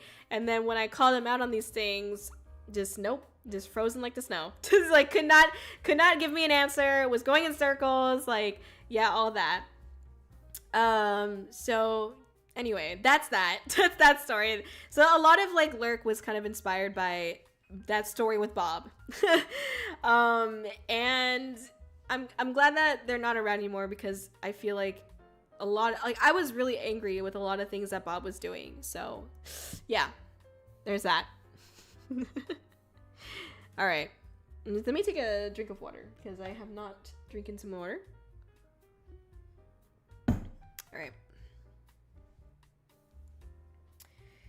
Once again, I hope everyone's having a wonderful night or day. I appreciate y'all for being here. For those of you who are coming in, we are doing a podcast episode. And because it's a podcast, I won't be interacting as closely with chat just to keep the flow of the conversation with myself going. But yeah, today I am talking about some stories that inspired my diss tracks. So yeah, I just got finished talking about kind of the core of the song, my diss track Lurk. So that's pretty cool.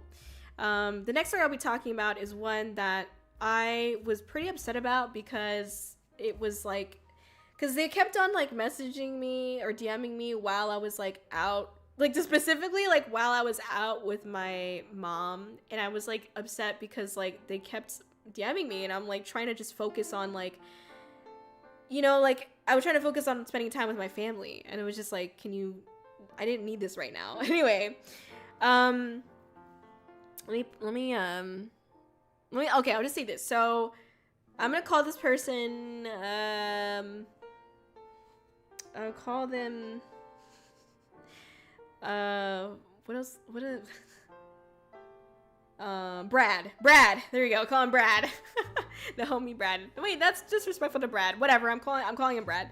Anyway, so Brad was pestering me for a while. When I initially debuted, he was like continuously asking to collab, but I had to like say no because I was saying no to everyone because I wasn't comfortable doing a collab yet. And after I declined, he kind of just like disappeared, and I was like, all right, that's fine. Came back later. I don't know what it was. I think I engaged with him on like a Twitter post or something like that. I don't know what happened. For whatever reason, we were friended on Discord, and he started to bombard me with DMs. And there were just a lot of really rude, like, underhanded comments that were being made. Let me actually see. Do I have them still? I might have them. Oh, I do. Okay. Let's see.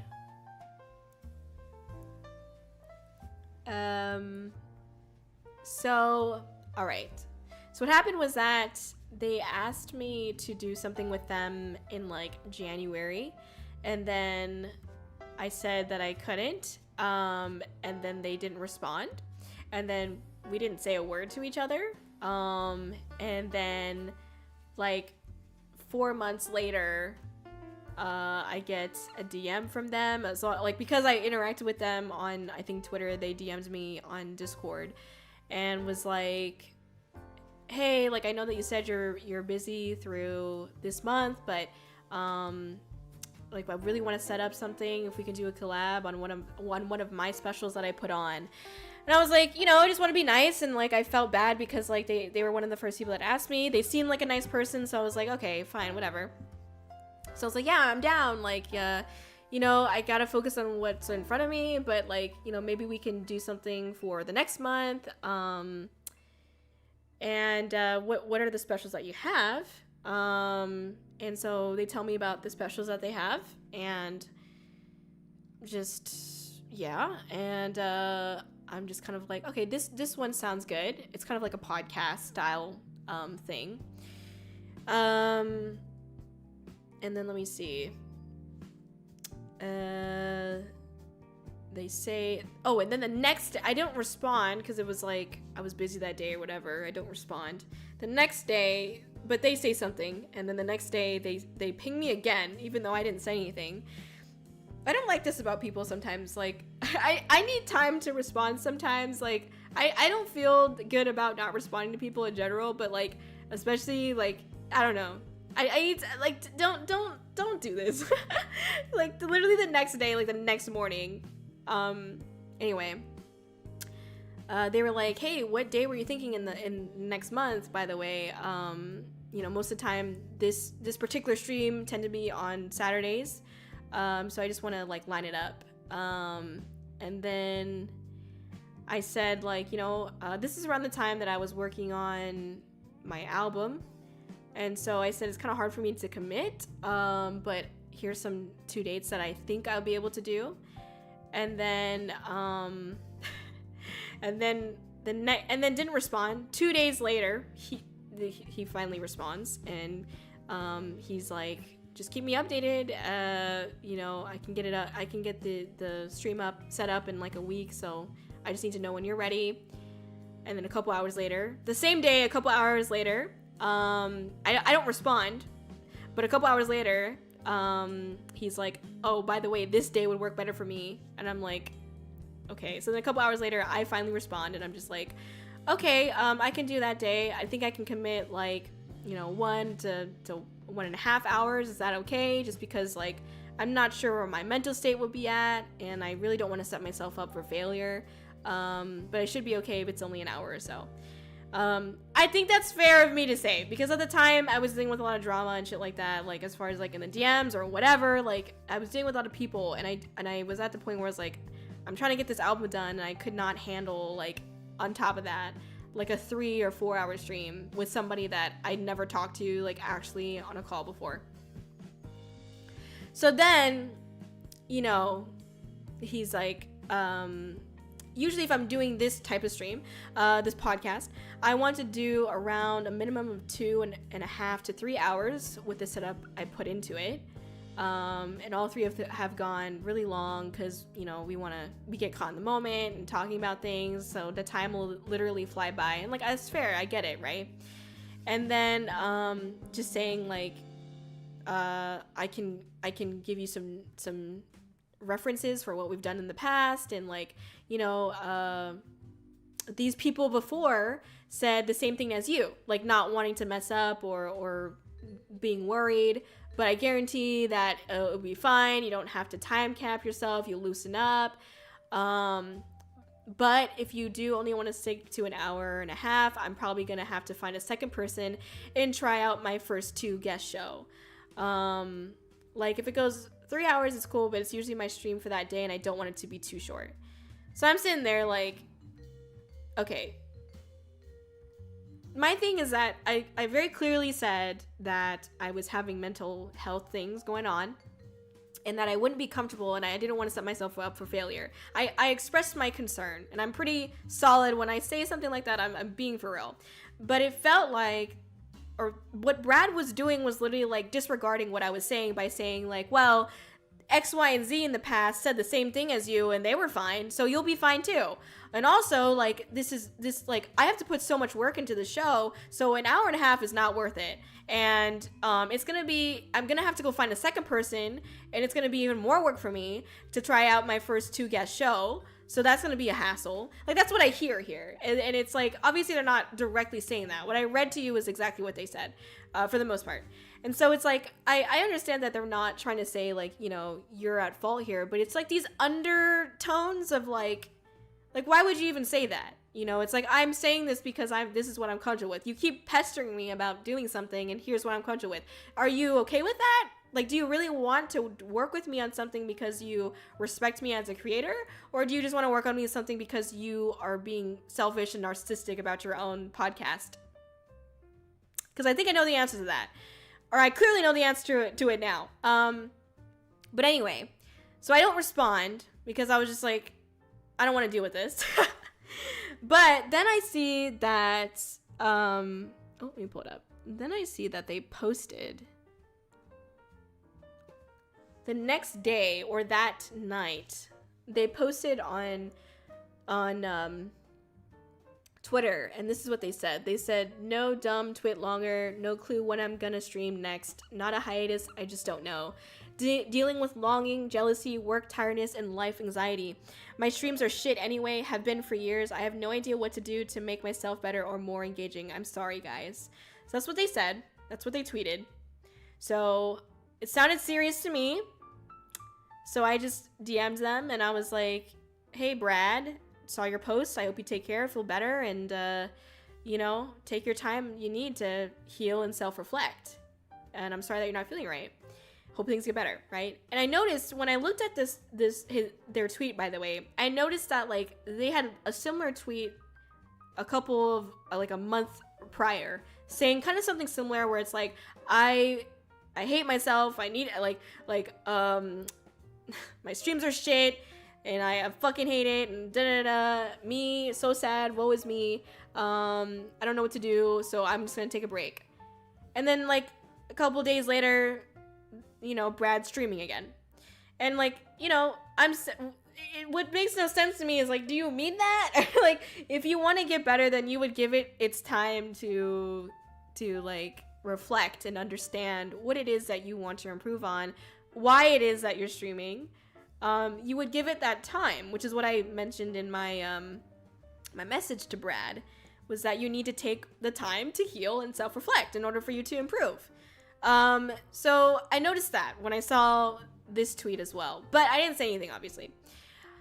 But there's a reason why I say that is because, the next message, they messaged the next day. It was just like, thank you. You know, it's been stressful. Last night was a boiling over point. And then, yeah, so then I don't respond because I don't know. I forgot why I didn't respond. But anyway, and then like a week later, oh, that's right. I had my, my album debut, and, Brad did not show up and was like, I'm so sorry I missed your re-debut, which it wasn't even that, last night. I've been so messed up lately, and I was super excited to be able to hang out. And I was just kind of like, you know, at that point, there were a lot of people that I was making face for. So that way, you know, I was hoping that they would come to the, album debut, and they didn't. And I felt like Brad was kind of one of those people. It was just like, okay, you know, like, the album was something that I was pushing for so hard. I don't think I've ever pushed for I didn't even push for my recent debut, you know, a month ago or whatever. What was it? What the fuck was it? A couple weeks ago? What the fuck? Anyway, a couple weeks ago, I didn't even push for that as hard as I pushed for the album. Like, and so when there were people that said they would show up, and I obviously I don't expect them to. I don't expect anyone to, but like, it's just like when I was constantly pushing it, and I was like on a lot of other people's streams to support them on their everyday streams and whatnot. And Brad was one of those people that I was like constantly on their streams. As soon as they were on, I was like, okay, I gotta get on too and at least say hi and lurk. Like, there was at one point, I mean, I know a lot of people probably do this, but like for a month straight, like as soon as I could, I would pretty much like have all like 20 tabs open on my computer, and I would be on a bunch of people's streams. And I shit you not, I'm not kidding that it was like 20 pages. And it was because like I really wanted to obviously contribute to the community. I don't ever like want to expect like, or not that I was expecting, but I don't ever want people to feel like, you know, or for, how do I explain this? I don't know how to explain this without making it sound like I was expecting it. Because I honestly wasn't, but it was just like, I was trying to get myself out there. I was working hard to make my presence known, and make the album known as well. Obviously that doesn't mean I was going in people's stream and saying like, my album was on, you know, or anything like that, because that's just weird, but you know, just being present, right?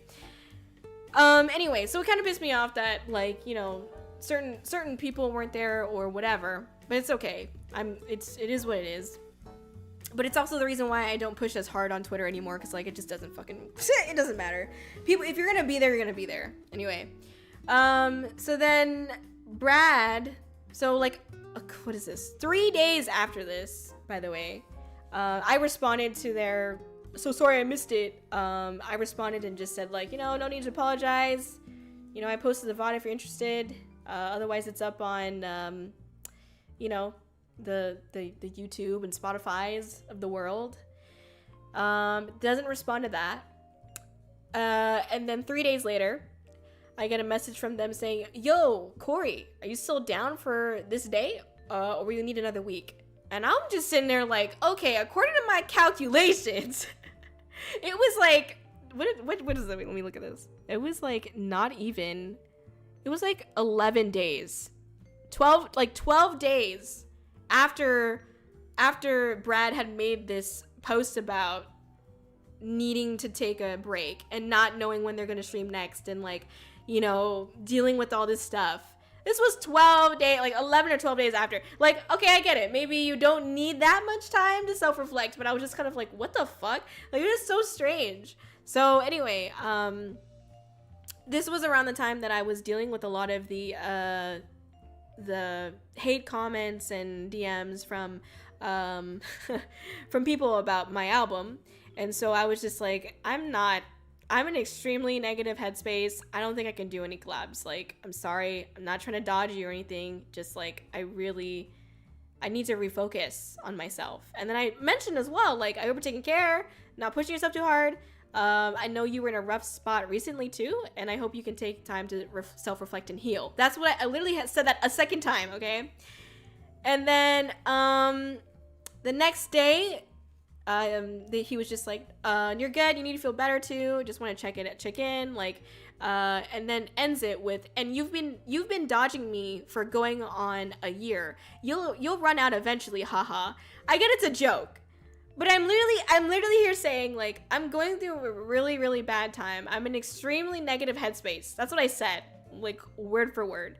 And then you end it with this really shitty joke about me, like, I literally, like, I already apologized. Like, I'm sorry, I'm not trying to do that. And then makes a joke about, oh, well, you've been doing it for a year, so eventually you'll stop, right? I'm just like, is this appropriate? I don't really know. It rubbed me the wrong way. It just rubbed me the wrong way. I don't feel like you should say that, but whatever. Moving on. 8 days later, I get a message from Brad saying, Kōri, are you feeling better? In all caps. And then I message and I'm like, things took a turn for the worse in my personal life, and there's some family emergencies, so I'm not doing too well. Sorry. Hope you're doing okay. I'll have to watch your VOD from today. No response. And then what is this? So this is like, okay, wait, this is like 3 weeks later or something like that. 3 weeks later, I get a message from Brad.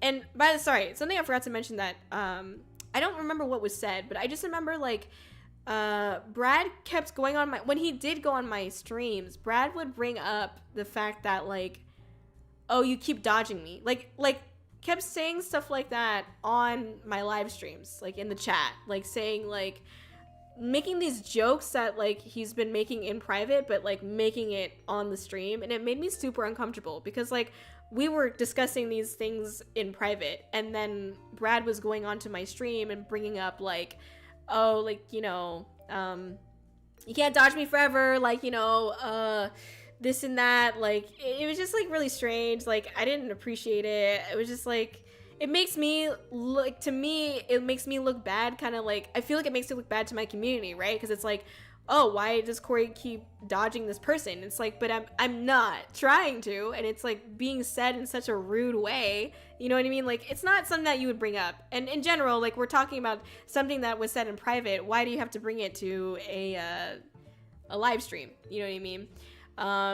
Anyway, so this is like about, from the last message, this is like 3 weeks later. And this is what Brad says. And this was where I was like, I had to draw the line. And so this is what Brad said.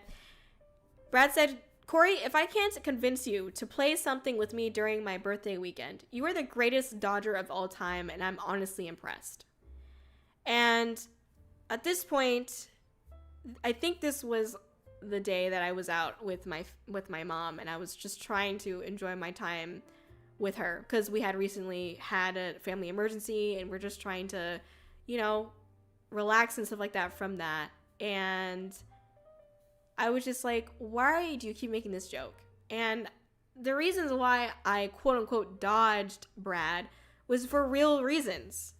And Brad was so soaked up on their own selfish desires of like wanting to have a guest on their stream or whatever. I get it, okay? I understand like you want to be proud of the stuff that you make.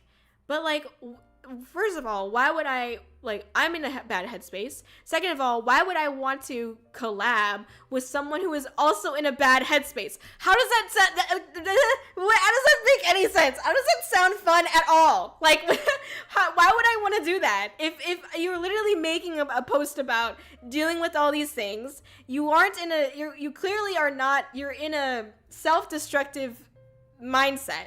Okay, you clearly have not given any thought to it, and you probably were just like instinctually posting that shit because you just wanted attention. But it's like, to me, it's like, why would I want to collab with that? You know, especially if I'm not, you know, in a good headspace. And then on top of that, why would I want to collab with somebody who's been going on my live streams, like, and barely been there, but when they are there, have to make these underhanded like jokes about things that we talked about in private. So anyway, and again, like, the reason why Brad's reaching out is like, if I can't convince you to play with something with me during my birthday weekend, like, it's been about Brad this whole time. Like, Brad just cares about Brad, and like, that's cool, whatever, you know, I respect that. But don't come attacking me, calling me greatest dodger of all time, like, keep making these remarks and expect me to be okay with it, okay? Like, what the fuck are you doing, man? Anyway, so I responded, and I mean, I'll read to you guys what I said, only because if you are in a similar situation, you know, of putting your foot down, this might be how you do it. And this is how I decided to put my foot down. And I don't usually like get this far. Usually I just ignore it. But like, this is a moment where it got this far for me. So I said, hey Brad, I hope you have a great upcoming birthday. And as I always say, I'm really flattered that people want to quote unquote collab with me. However, whether it was your intention or not, some of your messages in previous convos have come across really rude. I'm not talking about jokes either, because I can identify those. In general, I've seen a lack of respect. Because of this, I've been on the fence about doing something with you. I tried to give it some time, but the pushiness, disrespect to my mental health and stream, and others have led me to be very uncomfortable. I do really appreciate the hard work that you put into your streams and your dedication. I want nothing for you to but for you to continue making things you love and for you to thrive. However, I do not want to pursue any collab with you. I genuinely want to focus on my mental health and the content I'm making. So thank you for your time. It's not my intention to put you down or anything. I hope I've also never said anything to make you uncomfortable. Please don't feel the need to respond or apologize. My DMs are still closed, and I'd like for both of us to just move on and enjoy life. Take care. So this is what Brad said. Brad said, I had literally no idea I was saying anything wrong, mean, or anything of the like. I just thought I was joking around because we poke at each other all the time. I thought in good fun. I mean, I joke about the collab stuff, but if you don't want to, I get it, because it's your life and stuff. I never take offense by anything by it.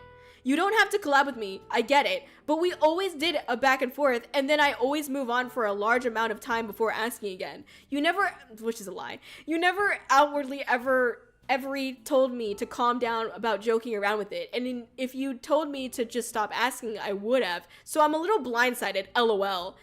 And not gonna lie, hitting someone with a massive block out of nowhere and saying I disrespect what you do is kind of meh. I don't know what disrespect I've ever shown to you, but I apologize for it. I've never like put you or your stream or anything down. I always tell people to give you a follow because you do cool stuff, your music, your art, etc. And you've always been so nice to me. I always try to ask you how you're doing if I saw you down and stuff as well. The last thing I sent you here before what I sent, obviously, was almost a month ago wishing you well. So I'm sorry for bugging you so much, or if I've ever worded things in a mean way. I've never thought you said anything bad to me at all, by the way. So, just so funny. I never responded to that. I unfollowed. I don't know if I blocked them because I don't think nothing else ever happened, so I didn't really see a need to, but yeah. So that's what they said. I feel like what I said was pretty fair, and I think it's just funny, like, the blatant, like, ignorance. Like, you guys, I literally read to y'all, like, the messages, the back and forth messages that between me and Brad. I didn't leave anything out. And this was also not including things that were said prior to, like, the big event, which was this, right? So you guys know that it's not like there literally were 10 days between, like, that was the most of time, was the 10-day time and then, like, the 2 or 3 week time where between Brad asking for a collab. I don't feel like that's a lot of time. At least personally. When somebody says that they're dealing with family emergencies and mental health issues, like, constantly, like, how is that a lot of time for that person? But I don't know, maybe Brad just thinks really fast, and that's why he says that he's dealing with all this shit. He hates his content and he wants to make it more engaging and is gonna be on a hiatus, but he streams 4 days later. You know, maybe that's just how fast Brad's brains work. I don't know. Whatever. Anyway. Yeah. So that's what happened with Brad. But yeah, it's kind of just like this weird, like, fucking guilt trip, pity party, woe is me. I'm just like, I don't know, like, you're an adult, dude. Like, you can handle this. Like, you're an adult, like, whatever. So anyway, that's what happened with Brad. Yay. Let me see what else we got here. Oh my god, this one's a good one. Okay, so there was this one person. I'm gonna call them, what am I gonna call them? Let me drink some water. Let me call them Adam. I'm just using these random ass fucking names. Adam. Okay, Adam. Anyway, sorry. I met Adam on a, like, VTuber, one of my VTuber compliment threads, and they seemed nice. I engaged with them a few times, and they had DM'd me on Twitter as well, and just, like, you know, chatted. We just went back and forth a little bit about, I don't know what the fuck, but they asked they had DM'd me asking if they could include me in their lore video for their upcoming debut, and I said yes. Well, actually, let me get the screenshot up, because actually it was like just weird, because so I don't like it when people do this, but people will like message me, or in this you'll see it with like bots for sure on like Twitter, but like I feel like bots will be like, well, you've definitely seen it if you're in the VTubing community, but bots will be like, hey, can I ask a question? And then like to coax you into responding and opening up your DMs, and then you'll be like, hey, what's up? Is everything okay or whatever? And the bot will be like, do you want a commission?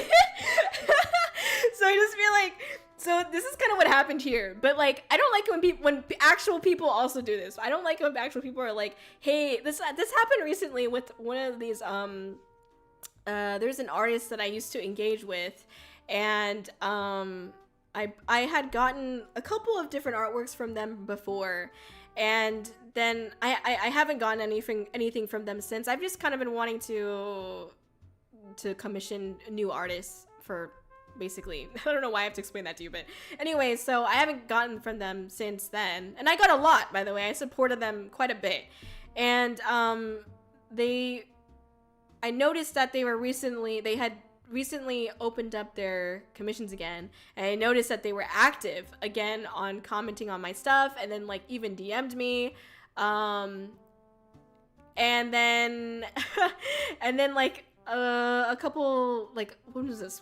I think like a week ago, they like DM'd me and was like, this is not relevant to Adam, by the way, sorry, but I'm just going on a tangent. They DM'd me and was like, hey, can I ask you a question? And of course I have to answer, you know, because I'm like, I don't know what this is about. Maybe they're gonna ask about, you know, a question about VTubing or something like that. So, and I thought they were cool too, but clearly not. Anyway, so I was just like, yeah, sure, what's up? And then they were like, do you need any commissions? Because like, I'm really like, I need some money, and like, you know, yeah, do you need any commissions? Like something like that. I could pull it up, but I'm not going to. Anyway, so I was just kind of like, yeah, no.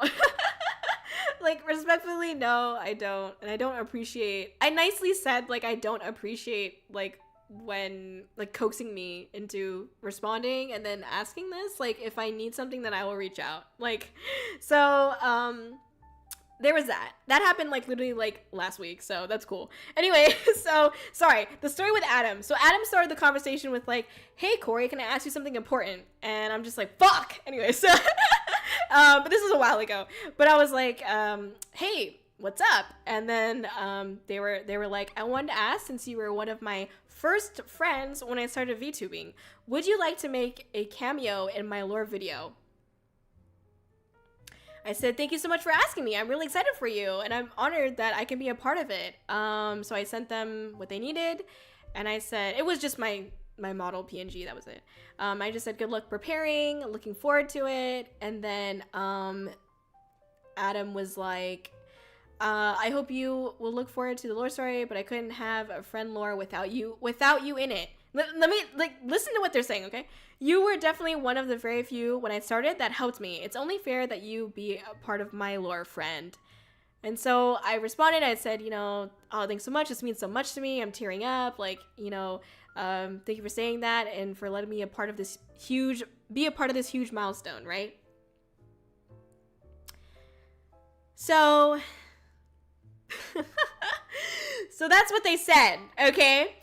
I show up on Adam's debut, and again, sorry, this story was a while ago, but I show up to Adam's debut, and I'm watching the lore video, and it's a fucking long ass lore video. It's like fucking 25 minutes long. Anyways, I mean, respectfully, they worked hard on it, okay? But still, I was like, holy shit. So we're getting to the lore video. Not once was Kōri on the screen. Not once. Not a single time was Kōri on the screen. And I was like, okay, well, that's fine. You know, so I'm just in there chatting or whatever, and I'm like, let's go, like, heck yeah. And I'm just like, it's fine, whatever. Like, if you didn't want, if I'm not in it, this is their lore video, you know what I mean? So it's like, I respect that. They can do whatever they want with it. I wasn't butthurt about me not being in the video. What I was upset about was that I was commenting and being supportive on the stream, and Adam added me in the chat. Was like, at Kōri, I will do a shout out to you because at the end we ran out of time. And I'm like, bro, don't call me out right now. Don't call me out on your stream. Like, again, if you didn't want to include me for whatever reason, you don't have to include me. It's okay. I'm totally cool with that. But I don't want you to call me out, like, on stream like that and be like, oh, we didn't include you because, you know, we ran out of time. And it's like, I wasn't asking, by the way. I didn't say anything about it. I was just being supportive. All I was saying was like, yeah, let's go. Like, congrats on debut. Like, this is so cool and this and that. I said nothing. I said nothing about, like, oh, why am I not in this video? Oh my God. I'm not one of those people, okay? It's okay. I don't care. But I do care when you have to, like, call me out like this on your fucking chat and be like, and at me and be like, oh, I'll do a shout out to you because we ran out of time at the end. I'm like, what the fuck? And you know what I realized? What I realized was that the people that they included in their lore video were people that had bigger followings, were people that were actively, like, more actively retweeting and engaging with Adam's posts on Twitter.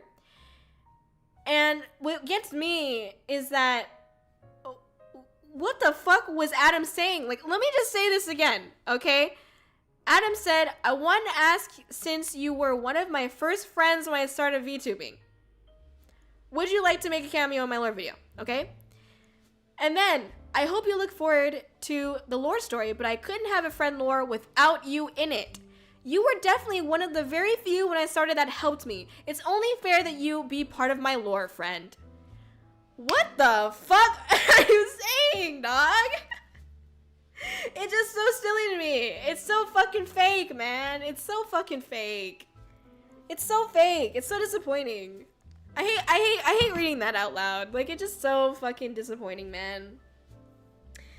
And I feel like they didn't include me because I wasn't as active in, like, retweeting or... I mean, I was engaging, but I wasn't, like, necessarily retweeting their posts and stuff like that. But it was just kind of like...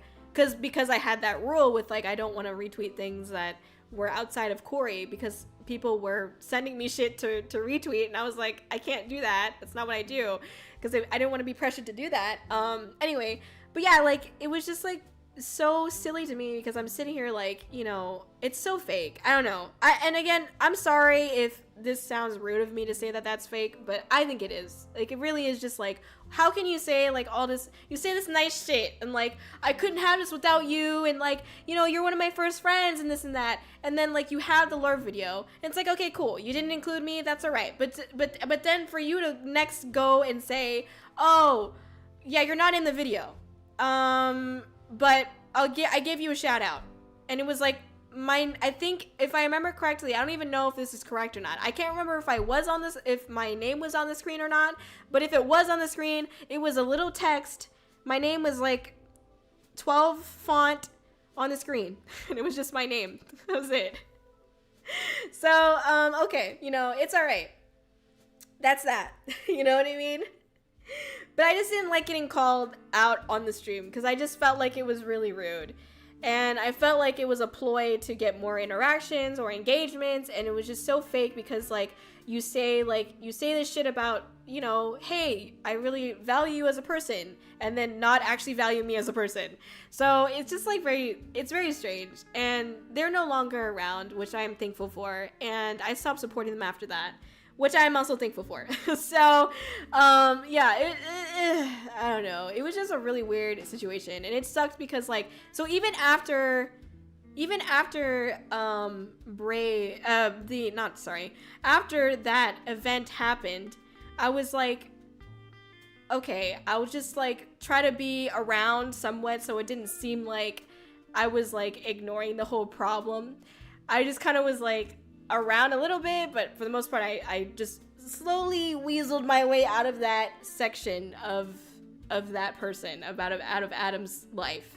And even like during the stream, like after Adam said like, oh, like added me and stuff like that, I just kind of was like, I kind of like ignored what Adam said, and I was just kind of like, yeah, I just kind of was like, yeah, congrats on debut, like don't worry about it, congrats on debut. And then I feel like I kind of had to like stay around like on the stream even after they said that, because I didn't want them to think that I just left after I found out that I wasn't in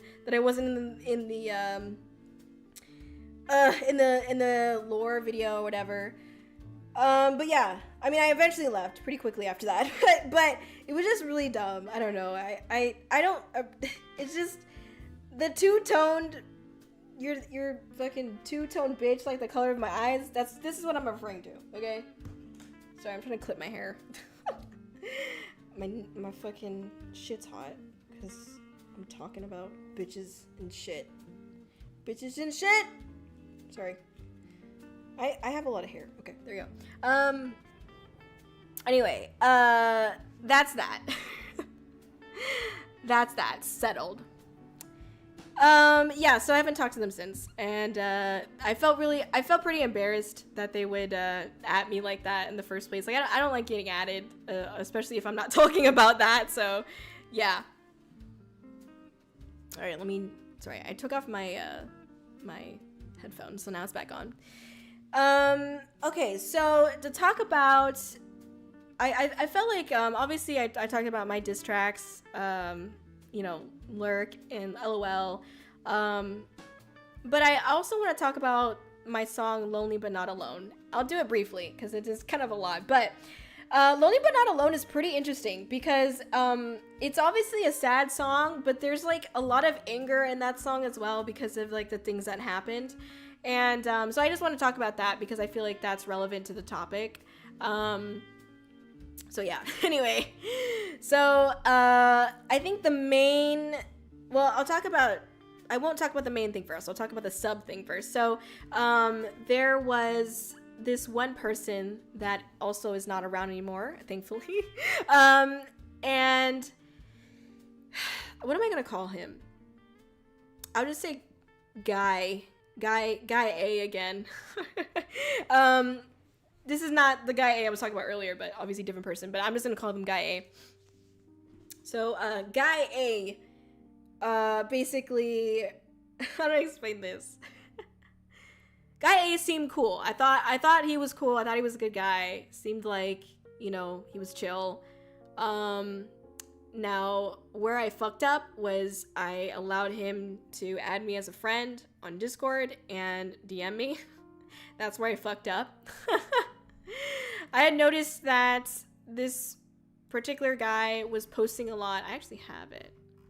This particular guy was posting these, to me it was like a little bit concerning, these like tweets that were like, you know, he was struggling mentally with something. He seemed like he was quote unquote depressed. And, you know, for me, I was like, I thought he was a cool guy. So I was like, a good guy. Nothing more than that though, just for the record. And I was like, I DM'd them on Twitter and I was like, hey, like, you know, do you want to chat? Like, you know, it sounds like there's a lot going on. If I can like try to help, you know, let me know. Because it seemed like they didn't have anyone else to talk to. So I was like, I guess I could try to help. Again, because it seemed nice. But anyway, they accepted that, and which is why we became friends on Discord. And then we talked on the phone for about an hour. And they basically told me about some things that were going on with their family. And they are real issues, don't get me wrong. Like, there is some shit that's going on that requires attention. But the problem with what he was saying was that he would rather ignore it and just stream or go on other people's streams and ignore all of the responsibilities. Kind of like Kōri. So it's fair. I understand. But, like, what was going on with his family stuff was really serious, and I felt like he was clearly like doing a pity party on like how there's so many things that he wants to do and needs to do, but instead like feels like he can't do it. And so I gave him some tips on like, hey, here's how to handle climbing up the mountain by just taking small steps, right? So I talked to him about that, and I gave him some advice. And then by the end of the call, I was like, oh, so like I gave him all these advice on how to move forward and how to take that first step, right? And he ends it with like, well, I guess I'm gonna go watch somebody's stream now. And I'm like, so you're just going right back to exactly what? Okay. Like, okay, you know, we all deal with it differently. So anyway, so then I also was like, towards the end of the call, I was like, you know, like I'll try to check in with you when I can. Like if you want to, you know, chat or send a voice message, I'm happy to, you know, listen. And like he was like, oh, like, you know, yeah, if you can reach out, that'd be great. Cause like, I really, you know, like, I don't want to have to be the one that reaches out. And I'm just kind of like, well, you know, if something serious is going on, then you should reach out. Like, you should ask for help. You know, if something serious is going on, you should ask for help. And you shouldn't wait for me because, like, I'm a busy person. So, anyway. So then, I, you know, check in with them a couple times.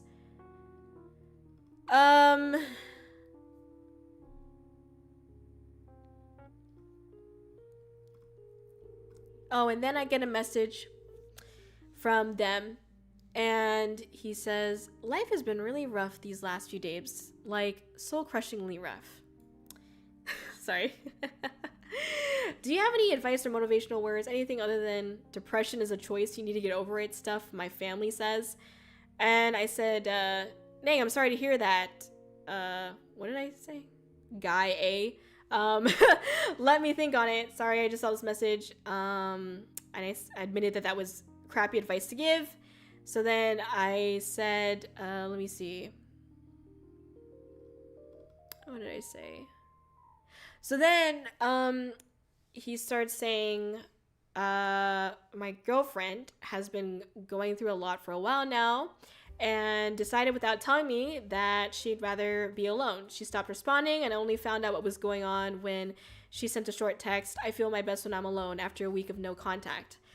Almost 10 years together, and then she's suddenly gone. With everything else going on, this broke me. Trying to be supportive and give her space she wanted, but it was so sudden. To go from talking every day to not at all hurts. I just need something positive, anything at all. I feel broken. Sorry if I sound dramatic. Now my thing is that I don't know some of the things that this guy was saying, like, made me question if he was being honest. At this point in time, and you'll see, I'll explain why more later, but at this point in time, I think I'm like 70% sure that this person was lying about having a girlfriend. Multiple reasons.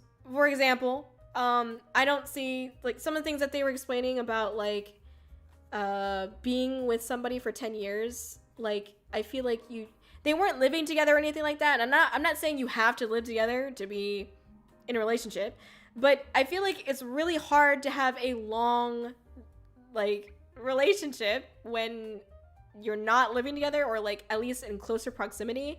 And also, like, when I talked to this person on the phone about, and he was trying to explain his problems, it was like the first time he ever was explaining these problems, and that's what I didn't understand.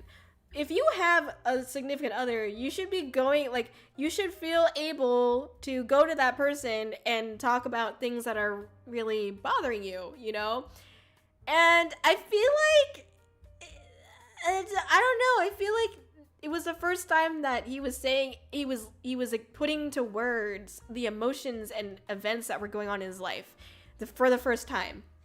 And that was fishy to me, because I'm like, how do you not tell your partner these things? And not once during the conversation I had with him did he bring up his significant other. So I thought that was weird as well. If you're with somebody for 10 years, I would assume that person might come up, like, maybe once in an hour-long conversation, but maybe not. I don't know. That's just my opinion.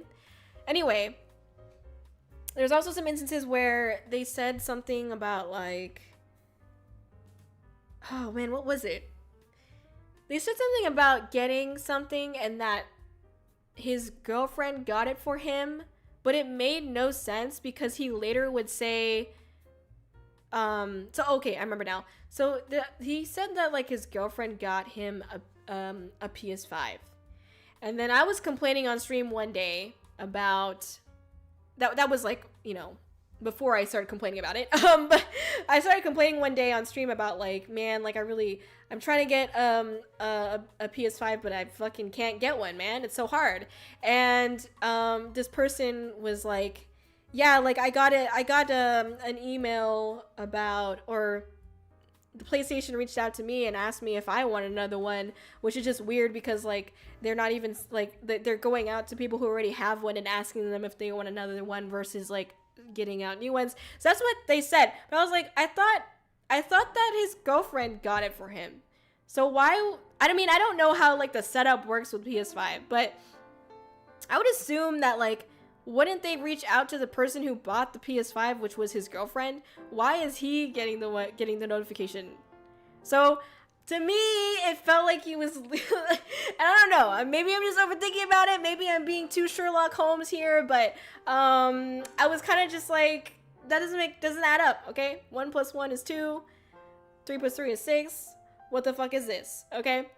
Anyway,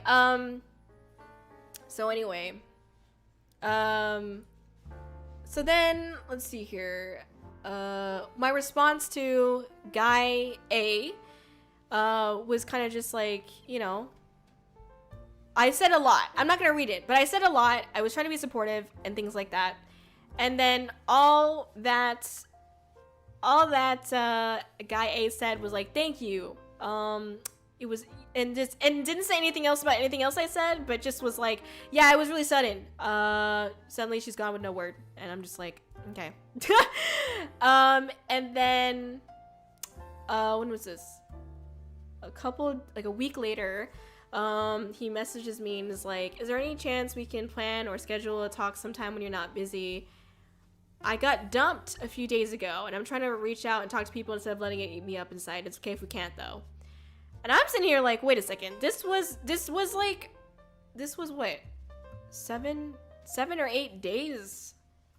Like, what the fuck? I was so confused because I was like, this was 7 or 8 days after the conversation I just talked about with y'all, which he started, or like he had this note that was like, they broke up. Like, so according to my most recent information, they already broke up.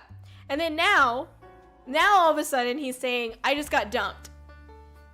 And I'm like, did you get dumped and then you guys got back together and then you got dumped again? I don't understand, like, I don't understand. It was just so strange. It was really weird. Anyway, it's funny because like when I told my mom about this story, my mom was like before I even finished the story, my mom was like, you gotta be careful because some guys will like pretend like they're dating someone so that way they can actually like talk to girls. And I've actually seen people like that, by the way.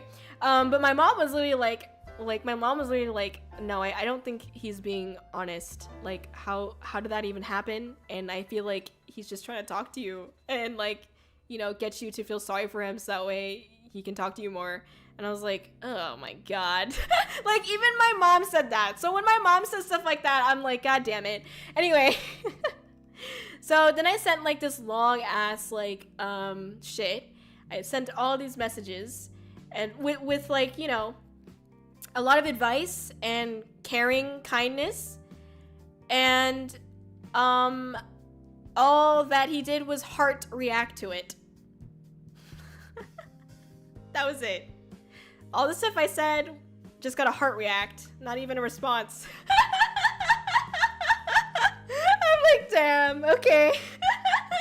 So funny. So anyway, and I also started to notice that that this person was really actively on other female streamers' streams and constantly in those. And that's what I mean too. Like, if you have a girlfriend, especially of 10 years, how are you constantly on all these other people's streams regardless of gender. Like, do you make any time for your girlfriend of 10 years if you're just always on people's streams? That doesn't really make sense to me, but whatever. But yeah, like, this person, to me, like, after this happened, like, to me it seemed very clear that this person, like, preys on smaller streamer females, and like, and I don't want to make it seem like they're super evil, because I'm not saying that, but I just think, like, to me it looks bad. It just looks bad, like, and it's confusing, and I can't tell what the intentions are. And I personally think that, again, I'm pretty sure that this person was lying about having a girlfriend. So yeah, there's that. Anyway, and that was pretty much it. That was the last time that we really talked. Never said anything about that again. So happy about that. Don't have to deal with that anymore, so that's great. But yeah, so Lonely But Not Alone was about, obviously, fake friends, right? And this person, Guy A, was somebody that I was hoping to consider a friend because he seemed nice. He seemed down to earth. He was chill. I thought he was gonna be cool. Again, this was just like no romantic attachment. I was just like, I thought this would be someone that could be a friend. And this was also somebody, Guy A would like constantly call me friend. So I thought, I was like, fake friends. Like, because they always called me a friend. Like, every time I streamed would refer to me as a friend in some sort of way. And I'm like, okay, that's fine if you want to do that. But then, is this how you treat your friends? So, yeah. Anyway. So, let me talk about the main course for Lonely But Not Alone, because there's a lot in that. Well, actually, it's not that much. I can summarize it. I promise. Anyway. Let me see. How do I explain this? I'm not going to go through the DMs. I do have it, but I'm not going to go through it. Because it gets a little wonky.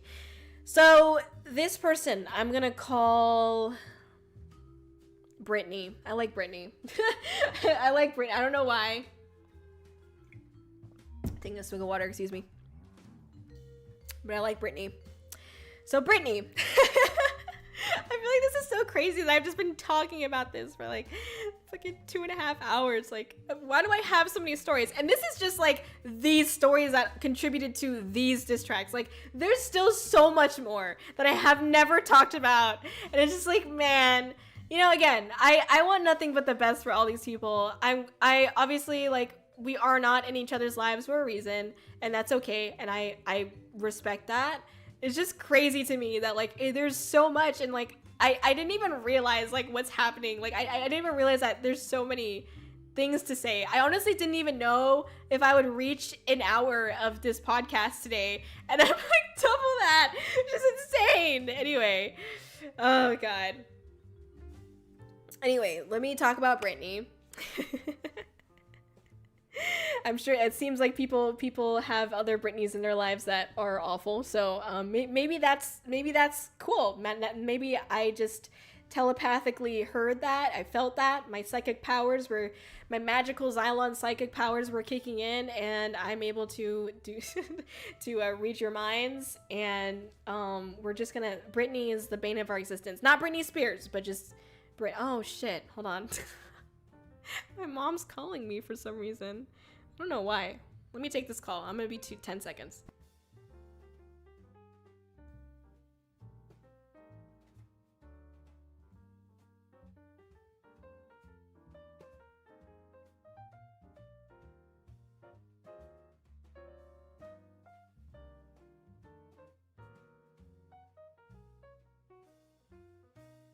My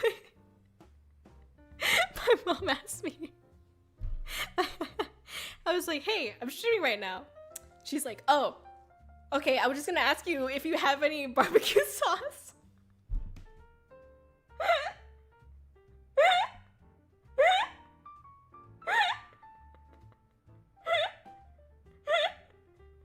I don't live with my mom, by the way.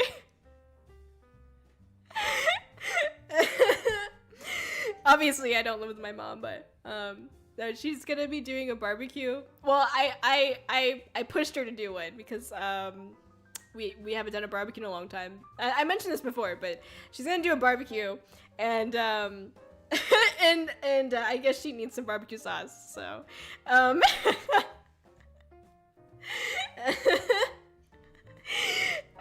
let me if people really want to know if I have barbecue sauce, let me go look, since y'all want to know so bad. Let me go see.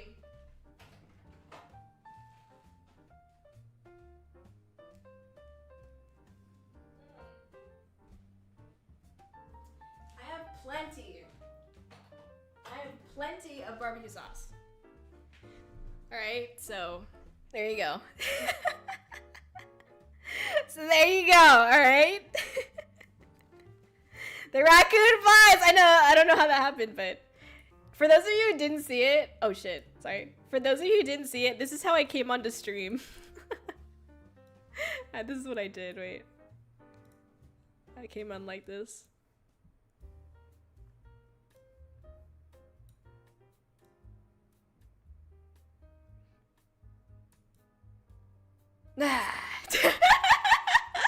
I just fucking walk on the stream.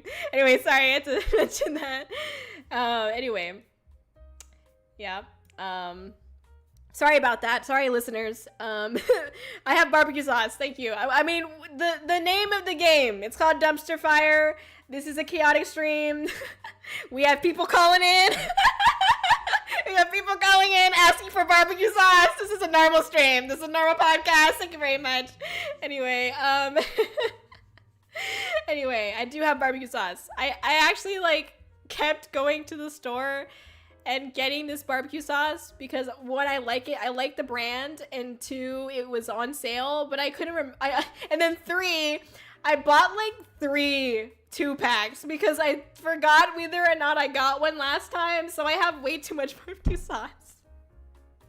I have way too much barbecue sauce, basically, is the story behind that. I literally am such a fucking raccoon. I hoard food like no other, like obviously not like stale food, but I do have a lot of fucking snacks and just like shit that like I forgot that I bought already, so I have too much of it. Anyway, there you go. Sorry. All right, everybody. Sorry. So let me get back on track here, because that was something else. Lonely but Not Alone, right? So one of the main characters for the Lonely but Not Alone lore. Basically, I became closer. I mean, like, I don't want to say friends, but I guess we can call it friends. With Brittany. And I thought Brittany was cool. Brittany was hanging around the stream often. I did a couple of streams with Brittany as well, and seemed fine. Now the problem was that Brittany, it got to a point where, Brittany was calling me her friend, and that was fine. But Brittany would, like, every weekend, if not at least like 3 times a week, Brittany would DM me on Discord complaining about her partner. I kind of want to bring up an example just so that way you guys hear it, because it's kind of like crazy. Let me see. I know I have something. I'm sure I mean, because like it was every freaking weekend, I swear. Oh no, I guess okay. Oh, here we go. So here's what's said. Oh my goodness, Kōri. I'm gonna rant a little. I hope that's okay. Of course it was. This wasn't the first time that they ranted, by the way. Also TMI, but I am on my period right now. Like, okay, that's fair. So I might be blowing things out of proportion. Anyway, I work from home, so I have a computer room for gaming and a computer room for working. My partner usually stays in the gaming room. When I go on a break, I like to talk about what I've been doing at work, so sometimes I tell him about annoying stuff that happens. Like today, I was talking to him about an old man who blah, blah, blah, blah, blah, blah, blah. So let's see. Then Oh, wait, sorry. Oh, here we go. Okay. Well, I'm telling my partner about it, and he pauses his game and just looks super bored and annoyed. So I ask him what's wrong, and he says nothing. So I tell him that he is just acting really bleh, and ask what he was up to. He just responds saying he was playing this game, and I'm like, okay, I guess I'll go then. And he just doesn't say anything, so I'm staying there awkwardly for a second and just left. Now I'm on break, and I'm just super unhappy, and he does that all the time. Like, I can't talk to him about anything because he either gets annoyed or mad, like I'm bothering him. Most of the time I just ignore it, but I'm just irritated. I feel like it's normal for people to talk about stuff with your partner. Sometimes I feel super unheard and like I have no one to talk to. This is just one of the many occasions where she was complaining about her partner, and I felt so bad because her partner had a lot of issues. Like, her partner was had suicidal thoughts, and obviously that was something that you need to go to a doctor, a therapist, and please work that out. And it's serious, okay? It's not a joke. And then he didn't work. He didn't bring in anything to the table as relationship standards go, financially, and there's nothing wrong with that. But the problem was that he was constantly giving her attitude. He was really picky with what he ate, so his diet was pretty much just mac and cheese, and that's it. So yeah, and poor Brittany was doing everything for him. I think she had some kind of caregiver kink, just really wanted to be that person that could give care and help, and kind of a mom kind of figure. And okay, that's fair, I get it. But to a certain extent, it's you're clearly upset. You're clearly having times when you're not happy. And is this worth it to you? I don't know. And I don't know. It was really toxic. It was a super toxic relationship, TLDR. And every weekend, if not at least 3 times a week, Brittany would be in my DMs, complaining, and I would try to give some advice, and I'd just be there to listen. But then it got to the point where it's what do I even say? And I'm just kind of I kept giving advice, I kept trying to be there, but nothing was changing.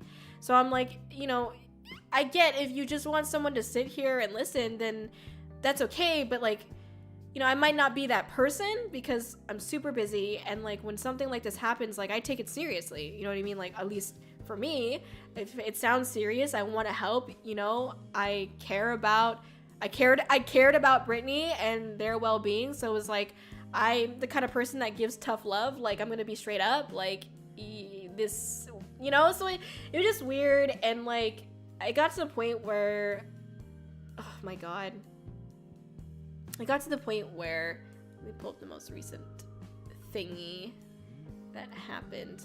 And I tried to be very supportive of Brittany as well. Sorry if you hear sirens. Let me just mute.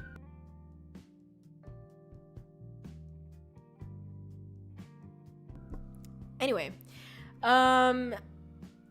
yeah, so I tried to be supportive as much as I could, on their streams, on their projects and stuff like that.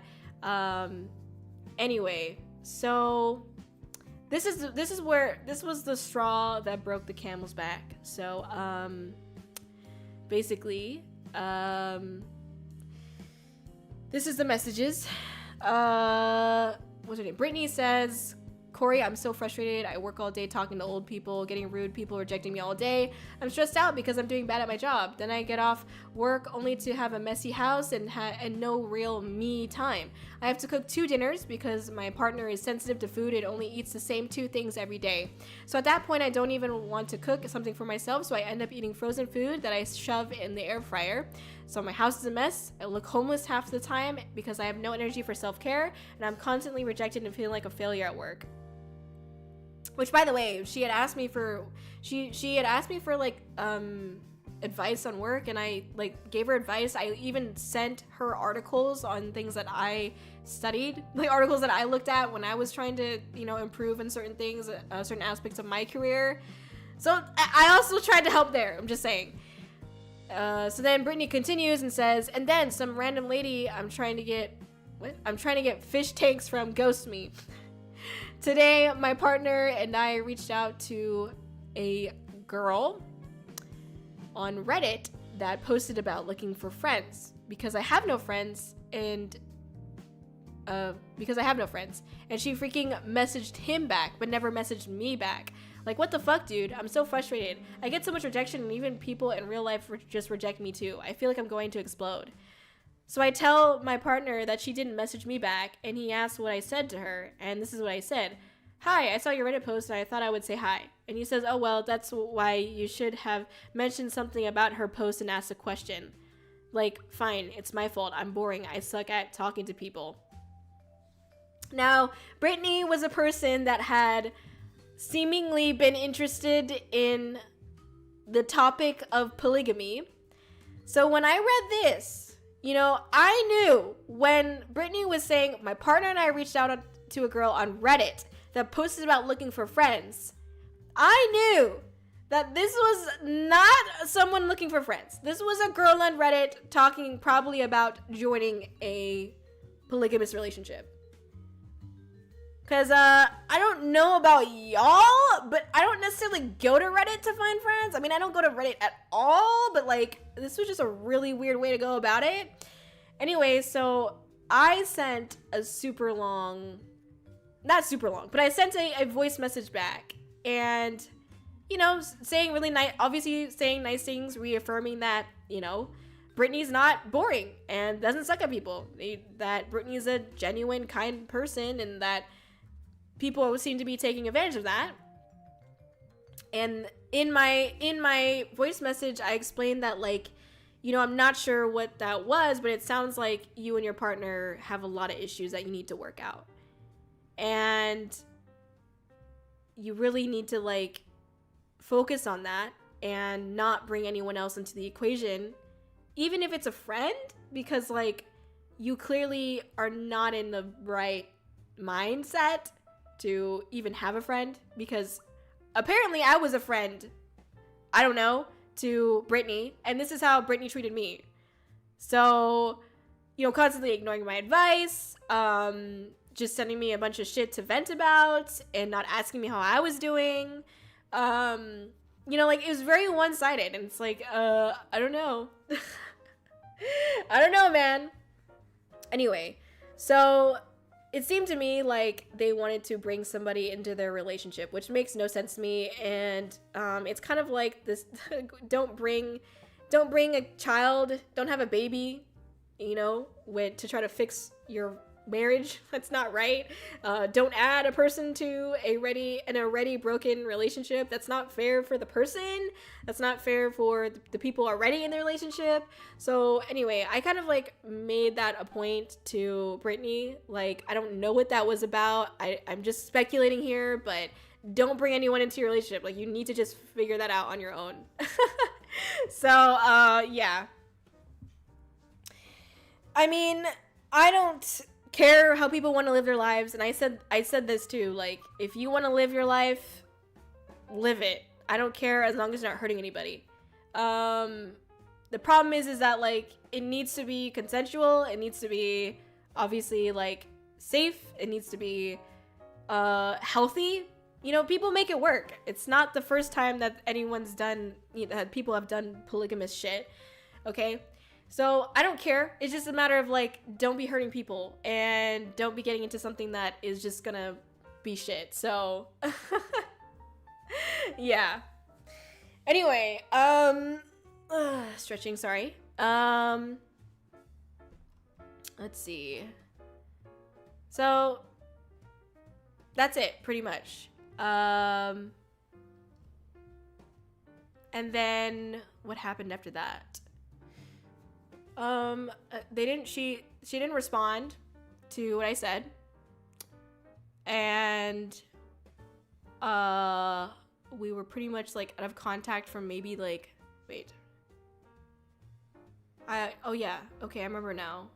For like a month and a half, like they didn't come around anymore. So it was like, okay, that's cool. Like Brittany was not around anymore. I was like, all right, that's fine. Honestly, I wanted some space from it too. I respect it, you know, whatever. Also, I see some things saying in the chat, let's just like chill out. Because again, we're just trying to be respectful of everybody's lifestyles and opinions. I respect everybody's opinions, but let's not say things that are very bold to say. Let's just like chill out with the whole polygamy thing. That's not the focus of the story, so we can stop talking about that. And if it's said again, then I'm going to time people out. So that's enough.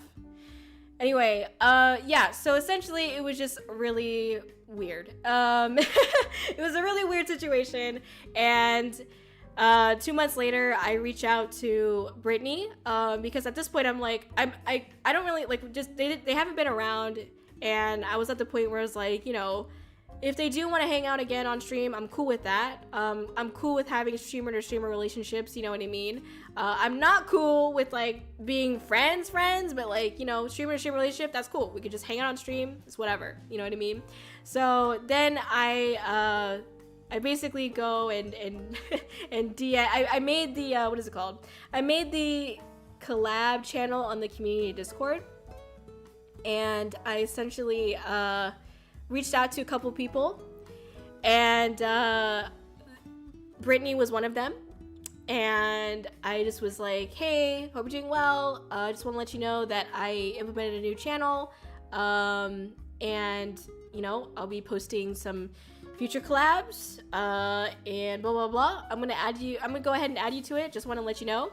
Then I go, so I send that message, and then I go and I try to add them to the channel, and I realized that Brittany is no longer in my community Discord. So I was like, oh, so you really, like, you gone, like, you really want nothing at all, like, you really were that upset that I was trying to be straight with you about whatever the fuck you were going on. Like, I'm pretty sure, like, really, the problem is between her and her partner, and I feel like they're probably still together, you know what I mean?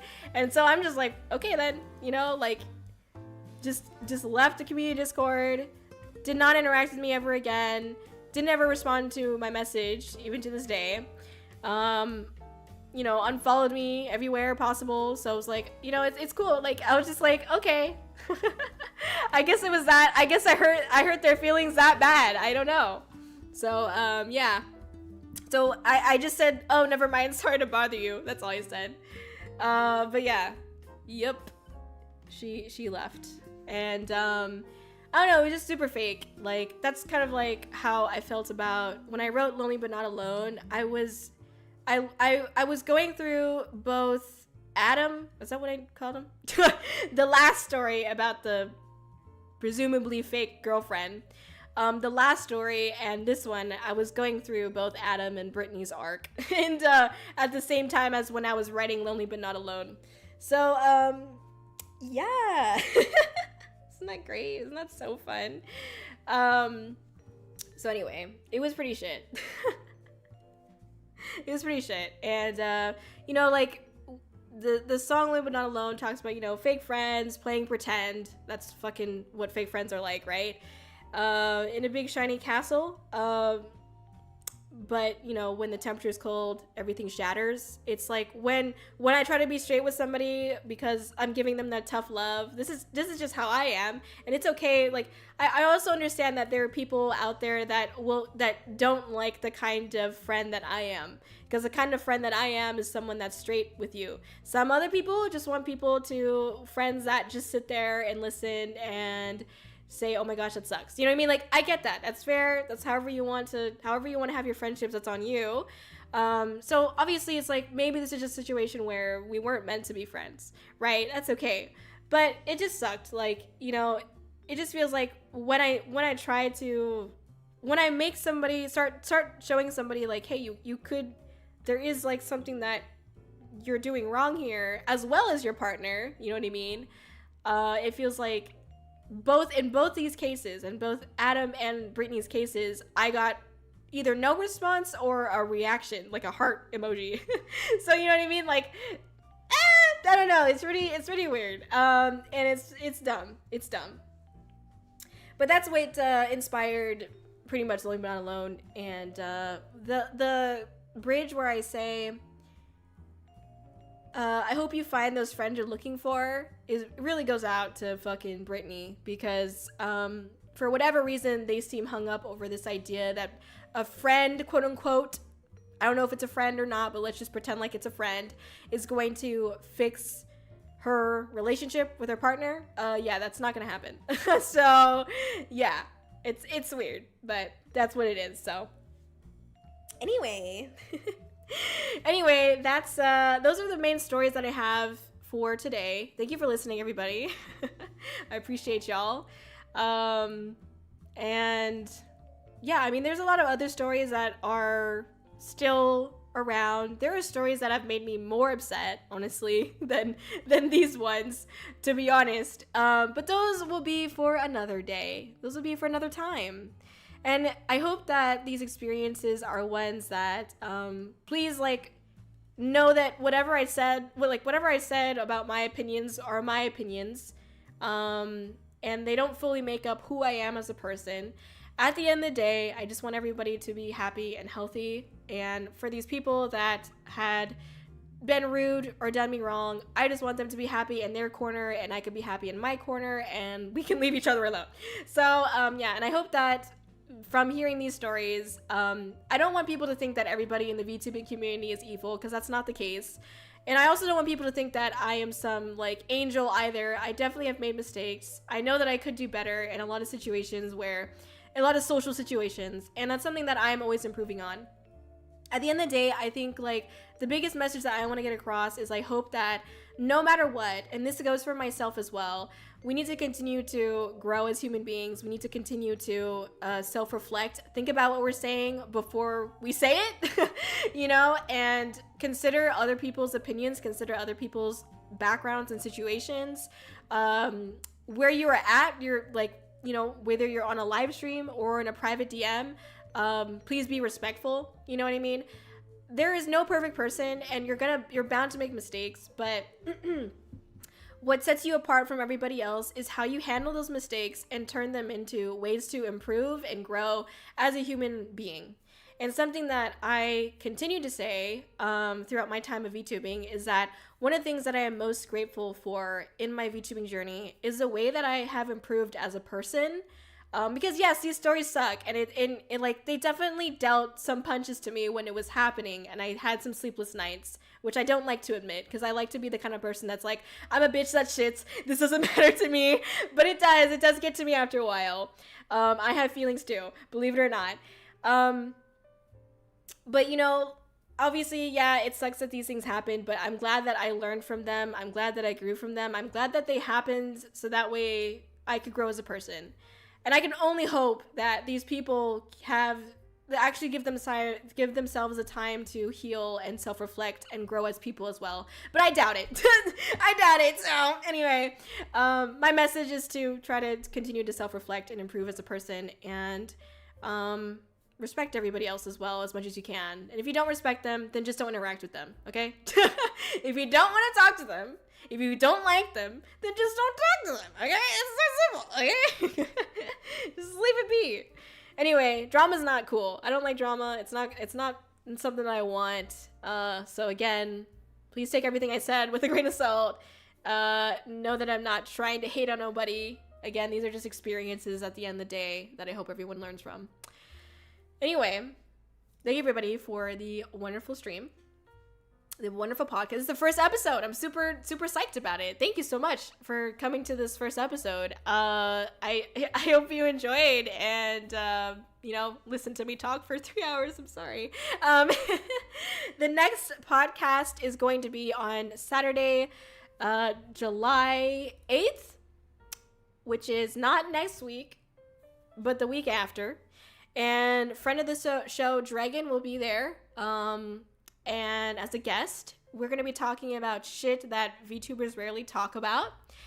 Some ideas that I have for that one, just so that way, in case it sounds very strange of a topic, some of the ideas that I had to talk about for that podcast include, having a difficulty balancing IRL stuff or and VTubing, the community, the VTubing community as a whole, money, how much it costs to be a VTuber, really, like, let's actually talk about that, and health. I think health is one that I'm most interested in discussing with Dragon, because I don't know if people realize just how taxing it can be, just like any job, just how taxing it can be to be a streamer or to be a VTuber.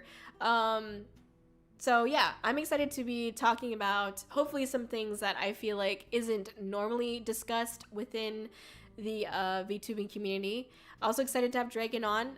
Dragon is one of the few people that I know have in the VTubing community that have had or have a corpo job. I don't think Dragon has one now, if I understand correctly, and I'm sorry if I had that wrong. But yeah, has had a corpo job, and I currently have castle duties. I currently have a career, so I think it's interesting to talk to somebody who has that experience as well, because it is really hard to have both a full-time fucking desk job on top of VTubing. It's not easy. So anyway, it'll be a good time, and I'm excited to have Dragon here. It's gonna be Dragon's birthday on the 8th. On the day of the podcast is Dragon's birthday, so that's also funny. Also, I will not be using AC probably, and I'll probably be not in this background either. I'll probably just mainly use this background for, when it's just me. Anyway, thank you everybody for hanging out with me today. I really appreciate it. I hope you all have a wonderful night. And take care. I'll see you guys on July 8th. Also, you can, for those of you who are listening as a podcast, you can tune out now. But I might stream in a little bit, just like a regular stream. I just want to continue playing Final Fantasy, to be honest. So I'll probably be back in a little bit. I might just eat something real quick, and I'll be back live just to do like a regular, stream, and not a podcast stream, because I know it's weird to like not interact. So if anyone wants to chat about anything I talked about today live, I'll hopefully be live soon, as long as I'm feeling up for it still.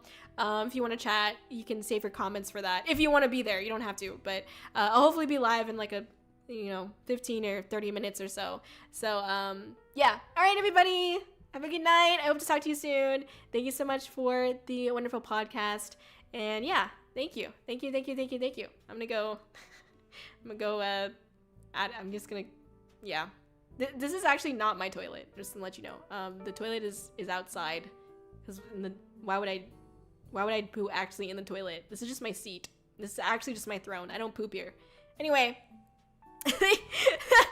Everyone's like, what the fuck? Anyway, good night, everybody. I'll see you if I see you. Have a wonderful one. Thank you so much for listening to me. Thank you for a successful episode 1 of the podcast. Bye bye. Bye bye bye bye bye bye bye